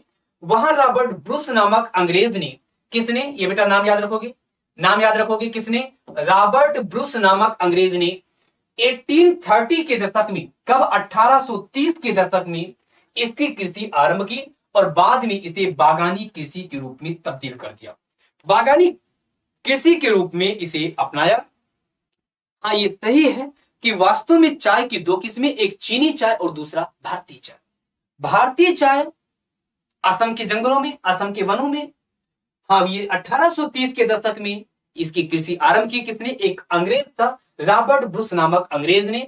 बाद में इसे बागानी कृषि के रूप में तब्दील किया, इसे अपनाया। नेक्स्ट महत्वपूर्ण बिंदु, चीन एवं जापान चीनी चाय उगाते हैं। यहां पे देखिए, चाहे वो चीन है चाहे वो जापान। देखिए, हमने कहा चाय की किस्मों को दो भागों में बांटा गया, एक चीनी चाय और दूसरा भारतीय चाय। जो चीन और जापान है, ये चीन और जापान क्या करते हैं? ये चीनी चाय उगाते हैं, जबकि भारत, अब देखिएगा, भारत हुआ, श्रीलंका, इंडोनेशिया एवं अन्य जो देश है भारतीय चाय उगाते हैं। इसे झाड़ी अधिक ऊंची पत्तियां चीनी किस्म की चाय की एक बड़ी होती हैं। यही इतना नहीं कि भारत विश्व में काली चाय का सबसे बड़ा उत्पादक उपभोक्ता देश है। यदि हम भारत की बात करें और चाय की दृष्टि से बात करें तो भारत, यहां पर जो इंडिया है, वो विश्व में काली चाय का सबसे बड़ा उत्पादक उपभोक्ता देश है। किंतु ये चाय के सकल उत्पादक उपभोक्ता में दूसरे स्थान पर, निर्यात में चौथे स्थान पर, वैश्विक चाय उत्पादन में 23% और विश्व व्यापार में 13% की हिस्सेदारी रखता है। नेक्स्ट महत्वपूर्ण बिंदु है, अगला है कहवा कॉफी, जिसे आप लोग बहुत ही शौक के साथ पीते हो कि यार कॉफी पीने की इच्छा है। कहते हो ना, ठंडियों में आप कहते हो, जब गर्मी, देखिए लोग, होता क्या है, हम लोग क्या करते हैं, गर्मियों में कॉफी पीना ज्यादा पसंद करते हैं और ठंडियों में चाय पीना ज्यादा पसंद करते हैं, ये तो होता है। कॉफी देखिए, कहवा के पौधे सर्वप्रथम अफ्रीका के पूर्वी भाग में स्थित, यहां पे देखिए, अबिसिनिया पठार, जिसे इथोपिया पर वन्य रूप में उगते पाए गए। मीन्स आपको यह जानना जरूरी है कि जो कहवा है, जो कॉफी है, ये कॉफी कहां पे? अफ्रीका के पूर्वी भाग में। यही इतना नहीं, बाद में 1500 ईस्वी के लगभग तुर्की होते हुए अन्य क्षेत्रों में पहुंचा और पुर्तगालियों के माध्यम से लैटिन अमेरिका पहुंचा। किसके माध्यम से लैटिन अमेरिका पहुंचा? पुर्तगालियों के माध्यम से। 17वीं सदी में यूरोपीय देशों में तंबाकू एवं चाय के साथ कहवा भी प्रसार हुआ, कहवा का भी प्रसार हुआ। एल्कोहल रहित पेय, जो फसलों में कहवा का भी वाणिज्यिक महत्व है। कहवा के पौधों की लगभग 20 से 25 किस्में हैं, जिसमें व्यापारिक दृष्टि से 3 अधिक महत्वपूर्ण है और हम लोग बात करते हैं। पहला है कॉफिया अरेबिका, और ये आपके लिए महत्वपूर्ण है बेटा, ये आपके लिए बहुत ही महत्वपूर्ण है। जैसा कि आप देख रहे हैं, सभी लोग एक बार अच्छे से बेहतरीन तरीके से सेशन को और शेयर करो बेटा। जैसे आप देख रहे हैं कि कॉफिया अरेबिका, जब हम कॉफिया अरेबिका की बात करते हैं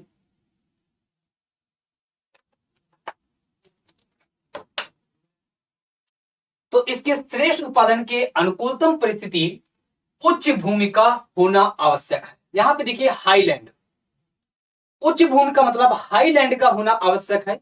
यह सबसे उच्च कोटि का कहवा है। यहां से पहला आपसे दिया जा सकता है कि सबसे उच्च कोटि का कहवा कौन सा है, तो आपका जवाब होगा अरेबिका। क्या होगा? अरेबिका। अरेबिका जो है ये सबसे उच्च कोटि का कहवा है, किंतु ये कीट तथा रोग से अधिक प्रभावित है। ये भी आप ध्यान दोगे।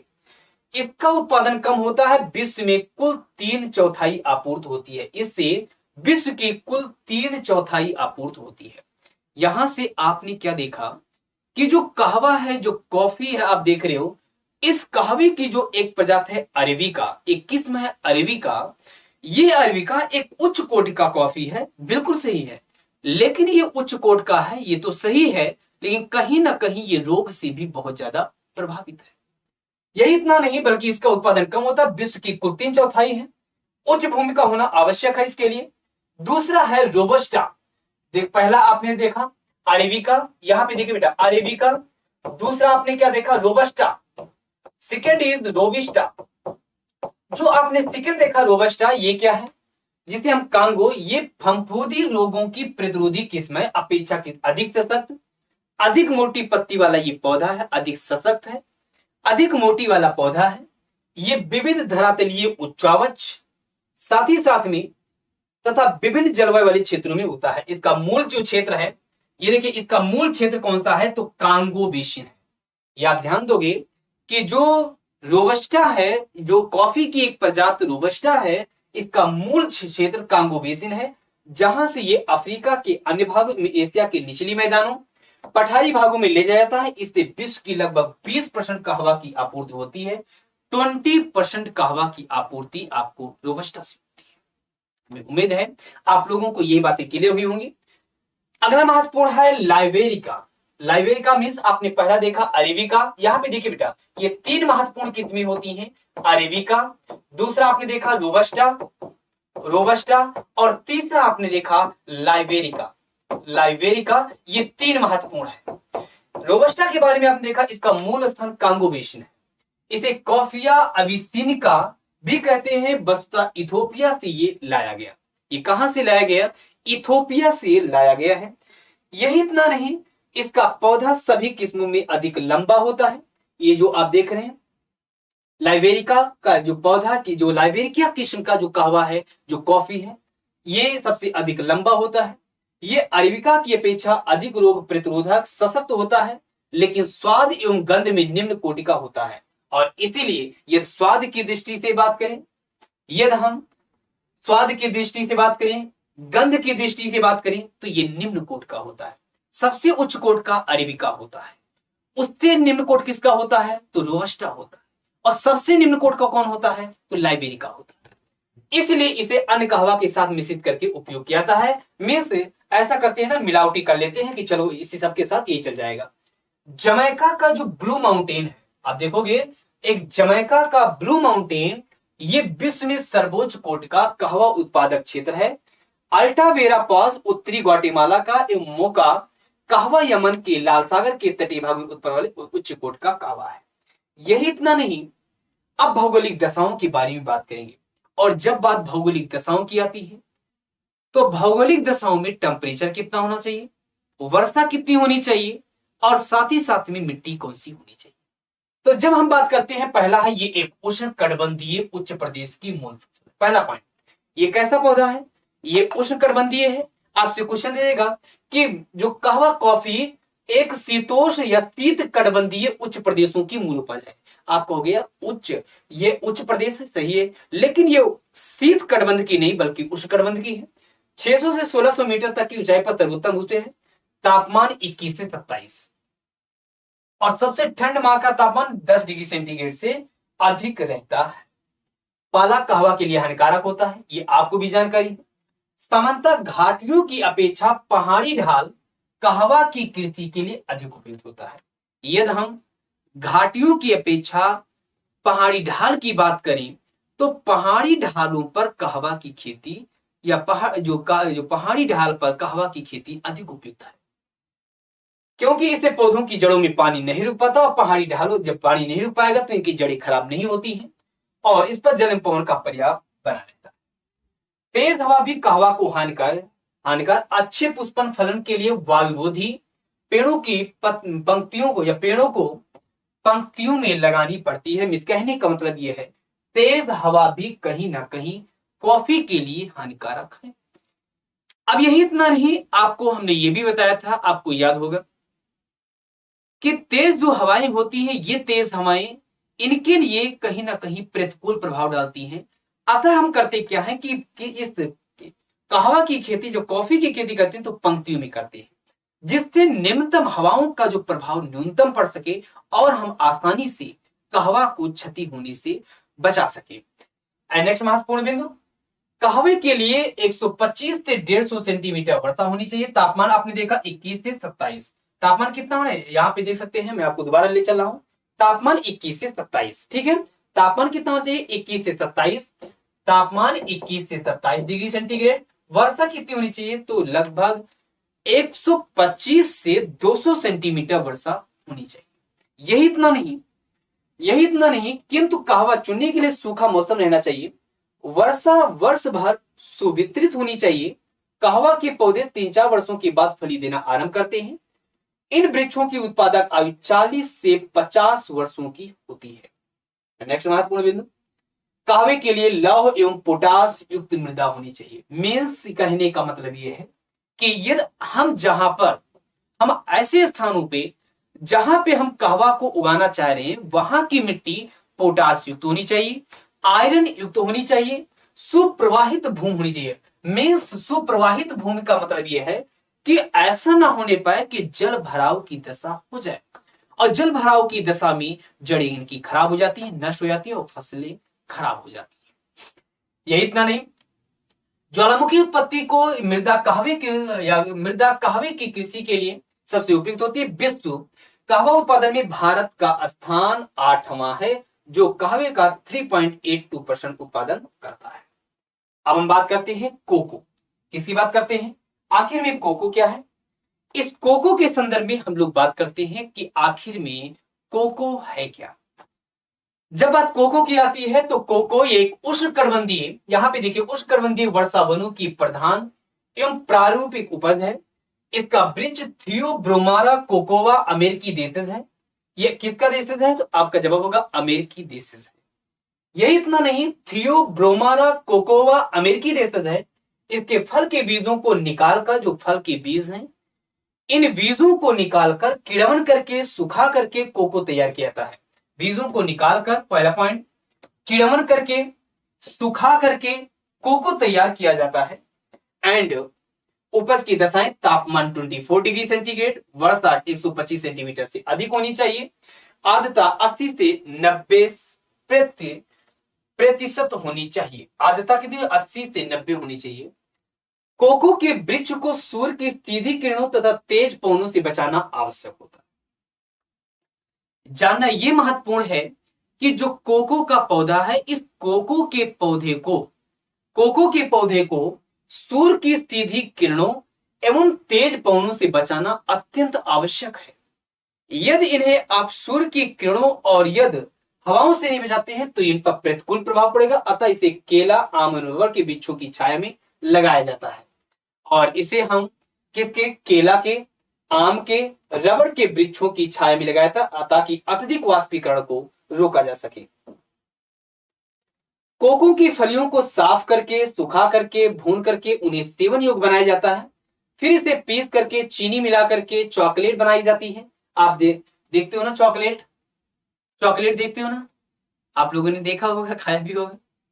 तो यहां पर महत्वपूर्ण बिंदु ये है कि जो ये आप देख रहे हैं कि कोको की फलियों को साफ करके, सुखा करके और भून करके इसे हम सेवन करते हैं। जब इसे पीस देते हैं और चीनी मिलाते हैं तो चॉकलेट बनाया जाता है। कोको से वनस्पतिक वसा भी प्राप्त होता है। ये महत्वपूर्ण बिंदु है। आपसे क्वेश्चन आ सकता है कि इससे वनस्पतिक वसा प्राप्त करती है, बिल्कुल सही है। जिसका उपयोग प्रसाधन सामग्री बनाने में भी किया जाता है, आप कहोगे ये भी सही है।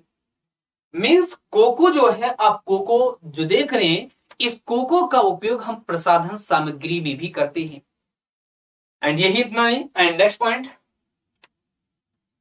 जो क्रियालु तथा जो यहां पर फोरास्टेरो का उत्पादन अमेरिका में अधिक होता है, इससे उत्तम किस्म का कोको बनती है। विश्व का अधिकांश कोको फोरास्टेरो किस्म का है। यहां पर आप देख सकते हैं विश्व का जो उच्च कोटि का, यहाँ पे जो हाई वेराइटी, जो उच्च किस्म का जो कोको है वो किसका होता है, तो आप कहोगे फोरास्टेरो का है। इसके वृक्ष मजबूत होते हैं।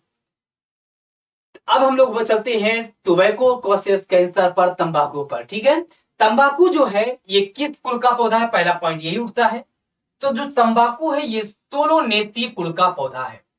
ये जो तंबाकू आप देख रहे हैं, जो टोबैको देख रहे हैं, ये टोबैको एक सोलोनेसी कुल का पौधा है। ये मध्य अमेरिका तथा उत्तरी, यहां पे देखिए मध्य अमेरिका, उत्तरी अमेरिका, दक्षिणी अमेरिका की उच्च भूमियों का मूल पौधा, जो वस्तुतः एक सार्वभौमिक फसल है। विश्व में प्रायः अधिकतर लोगों द्वारा इसका सेवन किया जाता है। इसका उपयोग व्यापक रूप से नशे के लिए, धूम्रपान तथा पान गुटखा आदि में औषधियों, कीटनाशक बनाने में तथा भेड़ों के कीटाणु नष्ट करने के लिए, उन्हें नहलाने में होता है। इसके डंठल में पोटास का अंश अधिक होने के कारण इसे खाद के रूप में प्रयोग किया जाता है। अब हम लोग बात करते हैं उपज की दशाएं। आखिर में उपज की दशाओं पे जब हम बात करते हैं तो तापमान कितना होना चाहिए, तो तापमान 21 से 27 आप देख रहे हैं कि 21 से 27 होनी चाहिए, पहला पॉइंट। दूसरा कि मध्य, यहां पे मध्यम वर्षा होनी चाहिए। इसे ठंडी, यहाँ पे इसे ठंडी शीत ऋतु एवं गर्म मरुस्थलों में भी सिंचाई की सहायता से उगाया जा सकता है। बहुत ही महत्वपूर्ण बिंदु कि जो आप देख रहे हो इस महत्वपूर्ण फसल को ठंडी शीत ऋतु एवं गर्म मरुस्थल में भी सिंचाई की सहायता से उगाया जा सकता है। हालांकि पाला इसके लिए हानिकारक है, इसमें कोई संदेह नहीं। हल्की एवं गहरी तथा सुप्रवाही चूना, पोटास एवं जीवांश युक्त उर्वर मृदा में तंबाकू की अच्छी फसल होती है। ये इसके कुछ दशाएं हैं। हल्की बलुई दोमट मिट्टी इसकी कृषि के लिए उत्तम होती है। यद्यप चूंकि तंबाकू, यहां पर देख सकते हैं, चूंकि तंबाकू मृदा के पोषक तत्वों को अधिक मात्रा में ग्रहण करता है, अतः भारी मात्रा में उर्वरकों का प्रयोग आवश्यक होता है। तंबाकू की कृषि तथा इसे तैयार करने के लिए प्रचुर मात्रा में सस्ते श्रम की आवश्यकता होती है। अब हम लोग बात करते हैं बेटा कपास पर कि आखिर में कपास की क्या भूमिका है। अब आपने तंबाकू पढ़ लिया, फिर हम लोग चलते हैं कपास के बारे में बात करते हैं कि कपास क्या होता है। कपास मालवेसी कुल का फसल है। ये कुछ, तो आपका जवाब होगा मालवेसी कुल का एक फसल है। भारत को कपास की जन्मभूमि कहा जाता है आपको। और इसके लिए जो मिट्टी होती है वो लैटेराइट प्रकार की, जो इसके लिए आवश्यक जो मिट्टी होती है वो ब्लैक होती है, काली मिट्टी आवश्यक होती है। इसका रेशा जो होता है वो वस्त्र उद्योग में कच्चे माल के रूप में प्रयोग किया जाता है। इसके बीज में 18.5% खाद पाया जाता है। और ये जो आप कपास देखते हो, इस कपास से जो ऑयल प्राप्त किया जाता है, जो तेल है, इस तेल का उपयोग साबुन आदि बनाने में किया जाता है और अवशिष्ट पदार्थ का पशु आहार के रूप में भी प्रयोग किया जाता है। कपास का रेशा सभी प्रकार के वस्त्रों के रेशे में सबसे आम महत्वपूर्ण है। वस्त्रों के अतिरिक्त ये कालीन, पर्दे तथा घरेलू सामानों के निर्माण में भी प्रयुक्त होता है। देसी कपास का स्थान भारत एवं हिंद चीन है। वहीं पर यदि अमेरिकन कपास का मूल स्थान बताएं तो मैक्सिको एवं दक्षिण अमेरिका। बेटा बहुत महत्वपूर्ण, यदि हम देसी कपास की बात करें, जैसे भारत को कपास की जन्मभूमि कहा जाता है, लेकिन यदि वहीं पर हम कहें कि अमेरिकन जो कपास है, यहां पर अमेरिकन कपास का मूल स्थान कौन है, तो मैक्सिको व दक्षिण अमेरिका, साउथ अमेरिका है। अमेरिकन कपास के जो रेशे होते हैं बेटा, अमेरिकन कपास के रेशे लंबे, रुई, चमकीले, उपज देसी से अधिक होते हैं। 1973 में एली ने कॉटन जिन नामक मशीन का आविष्कार कर कपास धुनाई का कार्य आरंभ किया, सरल किया। और यदि हम कहें रेशे की लंबाई के अनुसार कपास के प्रकार, तो इसे हम पहला है लंबे रेशे वाले कपास। लंबे जो रेशे वाली कपास है, इनकी क्या भूमिका है, क्या है ये सर्वोत्तम किस्म का पहला पॉइंट है। जो लंबे रेशे वाले कपास होते हैं, ये सर्वोत्तम किस्म का कपास है। इसके रेशे की लंबाई 5 सेंटीमीटर से अधिक होती है। कपास की ये किस्में संयुक्त राज्य अमेरिका व वेस्ट इंडीज में थोड़ी मात्रा में उगाई जाती है और इसे द्वीपीय कपास भी कहा जाता है। यदि आपसे कोई कहता है कि आखिर में द्वीपीय कपास के बारे में आपको क्या जानकारी है, तो आप कहोगे कि द्वीपीय कपास जिस रेशे की लंबाई 5 सेंटीमीटर से अधिक हो, ये उत्तम कोट के कपास माने जाते हैं। उत्तम सर्वोच्च किस्म के कपास होते हैं और इससे ये चूंकि सर्वोच्च है तो महीन वस्त्र तैयार किए जाते हैं। यह जो द्वीपीय कपास है, इस द्वीपीय कपास के द्वारा हम महीन वस्त्र तैयार करते हैं। नेक्स्ट महत्वपूर्ण बिंदु, मध्यम रेशे वाले कपास, इसका रेशा 3.5 सेंटीमीटर लंबा होता है। इससे भी महीन वस्त्र तैयार किया जाता है। ये नील नदी की घाटी में पैदा होता है। जो मध्यम वाला है वह नील नदी की घाटी में पैदा होता है, इसलिए इसे मिस्री कपास भी कहते हैं। या पहला आपने देखा द्वीपीय कपास, सेकेंड आपने देखा मिस्री कपास। उत्तम गुणवत्ता के कारण इस कपास को हम सफेद सोना भी बोलते हैं। यदि आपसे कहा जाए व्हाइट गोल्ड किसे कहते हैं, तो आपको ये होगा मध्यम रेशा जिसकी लंबाई 3.5 सेंटीमीटर होती है, मध्यम रेशे वाली कपास। एंड विश्व में अधिकांशतः इसी प्रकार की कपास उगाई जाती है। संयुक्त राज्य अमेरिका, अधिकांश लैटिन अमेरिका, मध्य एशिया, अफ्रीका के पठारी भागों में इस प्रकार की कपास का उत्पादन हो रहा है। एंड नेक्स्ट महत्वपूर्ण बिंदु, छोटे रेशे वाले कपास, इनकी रेशों की लंबाई 2 सेंटीमीटर से कम होती है। आपने देखा बड़े रेशे वाले कपास, जिनकी लंबाई 5 सेंटीमीटर से अधिक होती है। मध्यम रेशे वाले कपास जिनकी लंबाई, जिन रेशे की लंबाई 3.5 सेंटीमीटर होती है और 2 सेंटीमीटर से कम है तो छोटे रेशे वाली कपास की श्रेणी में इनकी गिनती होती है। ये दक्षिण पूर्वी एशिया, भारत, चीन, ब्राजील में पैदा होती है और इसलिए इसे हम भारतीय कपास कहते हैं। मीन्स आपने देखा कि सबसे पहले आपने देखा द्वीपीय कपास, मिश्री कपास, या हम इसे व्हाइट गोल्ड भी हमने सेकंड वाले को बोला, और थर्ड को हमने कहा भारतीय कपास। इससे निम्न गुणवत्ता के कपड़े बनते हैं जैसे अंतावस्त्र, अंडर गारमेंट, तथा हाजिरी बनाने में इसका प्रयोग किया जाता है। जैसे हाजिरी होता है आप लोगों ने, तो हाजिरी बनाने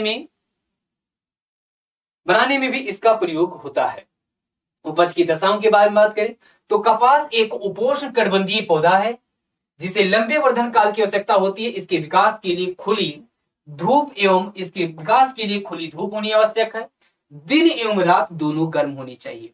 दिन एवं रात दोनों ही गर्म होने चाहिए। तो ये भी आपको एक महत्वपूर्ण बिंदु है।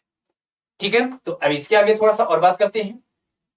सामान्यतः 2 से 3 डिग्री सेंटीग्रेड ऊंचे तापमान 4 से 5 महीनों तक रहने चाहिए। इसकी सफल कृषि के लिए 180 से 200 दिन पाला रहित होना चाहिए और यह तापमान 5 डिग्री सेंटीग्रेड से कम हो जाता है तो पौधे का विकास रुक जाता है। नेक्स्ट महत्वपूर्ण बिंदु, कपास के पौधे को मध्यम तथा सुवितरित वर्षा की आवश्यकता होती है। 60 से 115 सेंटीमीटर वर्षा जो वार्षिक वर्षा है। वार्षिक वर्षा कितनी है? 60 से 115। यदि वर्षा 60 to 150 मीन्स 60 से 115 सेंटीमीटर से कम होती है, यह 60 से 115 सेंटीमीटर एनुअली होती है, तो हम कहते हैं कि इनके लिए एक अनुकूल दशाएं होती है। ठीक है, यही इतना नहीं, कपास के पौधों के लिए जलोढ़ तथा काली मिट्टी सर्वोत्तम मानी जाती है। आप देख रहे हो कि इसके लिए आवश्यक होती है कि जलोढ़ एवं काली मिट्टी। कपास चुनने का कार्य हाथों से किया जाता है, अतः पर्याप्त सस्ते श्रम की आवश्यकता होती है। चीन के बाद भारत का स्थान विश्व में कपास उत्पादन में दूसरा स्थान रखता है। यदि हम भारत के संदर्भ में बात करें, चीन के बाद जो भारत का स्थान है वो सेकेंड पोजीशन पे है। 2018-19 कुल 4,690,000 टन कपास का उत्पादन हुआ था भारत में। यदि 2018-19 के आंकड़ों के मुताबिक हम आपसे बात करें तो 2018-19 के मुताबिक भारत में जो कपास का प्रोडक्शन हुआ वह 4,690,000 टन हुआ। अब हम चलते हैं, बढ़ते हैं, अगला है जूट एवं पटसन। जूट एक आंतरिक छाल वाला एक रेशा होता है जो टिलेसी, यहां पर देखिए बेटा, टिलेसी कुल का सदस्य है। आपसे पहला क्वेश्चन ये बनता है कि किस कुल का पौधा है? टिलेसी कुल का पौधा है। इसका जन्म अफ्रीका व भारत को माना जाता है। यदि आपसे कहा जाता है कि आखिर में जो जूट है, जो पटसन आप देखते हो, इस जूट एवं पटसन का जन्म स्थान कौन सा है? तो आपको होगी भारत। ये कपास के बाद दूसरी प्रमुख रेशे वाली फसल है। जूट का रेशा जूट के पौधों से जो 6 से 12 फीट तक ऊंचा होता है। ये बोरे, टाट, रस्सियां, दरियां, कालीन, मोटा कपड़ा, मोजा, जूता के शॉल, कैनवास आदि बनाने के काम आता है। नए शोधों जूट का उपयोग अब जलभेद, जंगरोधी तथा कीट अभेद वस्तुएं बनाने में भी होने लगा है। ऐसा होता है कि हम लोग इसका प्रयोग इसमें भी करने लगे हैं। उपज की दशाओं में तो तापमान बेटा 25 डिग्री सेंटीग्रेड से 30 डिग्री होनी चाहिए और वर्षा कितनी होनी चाहिए? तो 200 सेंटीमीटर से अधिक होनी चाहिए। सुवितरित वार्षिक वर्षा जूट की कृषि के लिए उपयुक्त मानी जाती है। मिट्टी की बात करें तो उर्वर दोमट मिट्टी जो है, उर्वर दोमट मिट्टी जूट के पौधों के लिए एक आदर्श दशाएं है। तो इस प्रकार आपने देखा कि आगे महत्वपूर्ण बिंदु, इसकी उर्वरता आवश्यक होती है और इस प्रकार आपने एक महत्वपूर्ण बिंदु देखा है। अब हम लोग एक और बात करते हैं अलसी के बारे में। जूट की भांति अलसी भी एक रेशा युक्त पौधा है। जूट की भांति ये अलसी की बात करें तो ये अलसी भी क्या है? एक रेशा युक्त पौधा है जिससे निर्मित रेशा यूरोप में लिनेन के निर्माण में प्रयुक्त होता है और लिनेन के वस्त्र प्राचीन मिस्र में भी बनाए जाते थे। यही इतना नहीं, अलसी का पौधा लगभग 1 फीट ऊंचा होता है और ये रेशे अथवा बीज के लिए उगाया जाता है। अलसी के बीज से तेल प्राप्त होता है जिसका उपयोग साबुन, वर्निश, रंग रोगन आदि बनाने में किया जाता है। इससे प्राप्त रेशे का प्रयोग वस्त्र, धागा और रस्सियां आदि जाल बनाने में किया जाता है। उपज की दशाओं में बात करें तो तापमान 15 से 18 डिग्री सेंटीग्रेड तापमान, आर्द्रता उच्च होनी चाहिए और वर्षा 50 से 100 सेंटीमीटर वर्षा होनी चाहिए। ये है इनकी कुछ आवश्यक दशाओं के बारे में। तो इस प्रकार आप लोगों ने एक कंप्लीट आप लोगों ने जो एग्रीकल्चर था, जो वैश्विक लेवल पर, जो विश्व स्तर पर आपने था, वो पूरी तरीके से एक बेहतरीन अंदाज में सारी चीजें कंप्लीट कर ली। हालांकि अभी एक बार हम और पढ़ाएंगे, और जब इस बार हम पढ़ाएंगे तो आपको सारी चीजें, आज हमने केवल और केवल आपको वैश्विक लेवल पर आपको सारी चीजें दिखाएंगे। इस बार जब हम आपको पढ़ाएंगे तो वैश्विक लेवल से हम भारत के स्तर पर ले जाएंगे कि आखिर में जूट का उत्पादन ये विश्व में कहां हो रहा है, तो साथ ही साथ में भारत में कहां हो रहा है। चाय के उत्पादन में भारत में कहां हो रहा है, आपने देखा विश्व में, तो भारत में कहां कहां हो रहा है। मींस इस बार का जो मैराथन क्लास होगा, जो एक आपके सामने आएगा, वो ये आएगा कि वैश्विक लेवल से लेकर के और हम भारत के स्टेट तक आएंगे। तो इसी के साथ आप लोग जो बने रहें। यहां पर आप देख रहे हैं बेटा सर्वोदय बैच, जो कि आपको दिया है 4,999 में 75% डिस्काउंट के साथ। यह सर्वोदय बैच जो कि ऐसे बच्चे जो यूपीपीसीएस 2023 की तैयारी कर रहे हैं, उनके लिए 60% डिस्काउंट के साथ 1,999 में आपको दिया रहा है। आप लोग यहां पर भी यूज कर सकते हैं। अधिकार बैच आप देख रहे हैं 700 प्लस आवर्स की क्लासेस होंगी। और ये इतना नहीं, आप देख रहे हैं कि इसमें नितिन सर आपको पॉलिटी, सुएस हिस्ट्री पढ़ाएंगे, अंकित सर आपको इंडियन इकोनॉमिक्स, और मेरा आपका संबंध ज्योग्राफी के साथ होगा। मींस अधिकार बैच के साथ भी मेरा और आपका संबंध होगा। तो जो भी बच्चे ज्योग्राफी को एक बेहतरीन अंदाज में पढ़ना चाह रहे हैं, एक बेहतरीन वे में पढ़ना चाह रहे हैं, वो सभी बच्चे, जो बच्चे इस बार यूपीपीसीएस 2023 में बैठना चाह रहे हैं, सफलता को हासिल करना चाह रहे हैं, वो सभी बच्चे इस बैच को जरूर ज्वाइन करें। और ये है आपके साथ हमारी पूरी टीम, जिसमें जुबैर सर साइंस आपको पढ़ाएंगे, सुमित सर जिनका आप लोगों को जिनका एक अपना नाम है, सुमित सर जिनका एक अपना नाम है, साइंस टेक्नोलॉजी के एक विशेषज्ञ हैं। तो आप लोग यहाँ पर सुमित सर के साथ जुड़ सकते हैं। अमित पांडे सर यूपीजी के, अभिषेक सर के साथ Hindi, Rajeev Nayak sir current affair, Ved sir polity special session, polity संबंधी जो स्पेशल सेशन होगा वो वेद सर आपको समय समय पर लेते रहेंगे। हालांकि नितिन सर आपकी पूरी क्लासेस लेंगे पॉलिटी की, तो आप लोग समय समय पर जुड़ते रहेंगे। ओके, तो इस प्रकार आपकी क्लासेस ये शेड्यूल वाइज की जाएंगी, और जिसमें ज्योग्राफी बेटा हम आपको 150 आवर्स कराएंगे, 150 आवर्स में आपकी कंप्लीट कराएंगे। तो आप लोग आज की क्लासेस हम लोग यहीं तक करते हैं। तो हमें उम्मीद है आप लोगों को यहां तक सारी बातें क्लियर हुई होंगी। हाँ जी बिल्कुल बेटा, तो हम लोग मिलेंगे फिर कल एक नए सेशन के साथ, और वही टाइमिंग, सेम टाइमिंग पर 8 PM पर, 8 PM IAS pieces by Exampur channel पर, इसी चैनल पर हम लोग उपस्थित होंगे। ओके, तो थैंक यू सो मच। और इस प्रकार आप लोगों का लगातार साथ बना रहा, ये प्यार बना रहा, और ऐसे ही बेटा आप लोगों का प्यार बना रहना चाहिए। हाँ जी बिल्कुल, तो हम लोग इसी के साथ आज की क्लासेस यहीं तक एंड करते हैं। इसके आगे की क्लासेस हम लोग कल कंटिन्यू करते हैं। ओके, तो थैंक यू सो मच। हम लोग मिलते हैं एक नए सेशन के साथ। थैंक यू सो मच बेटा, थैंक यू सो मच। जय हिंद, जय Bharat. Good night to all of you.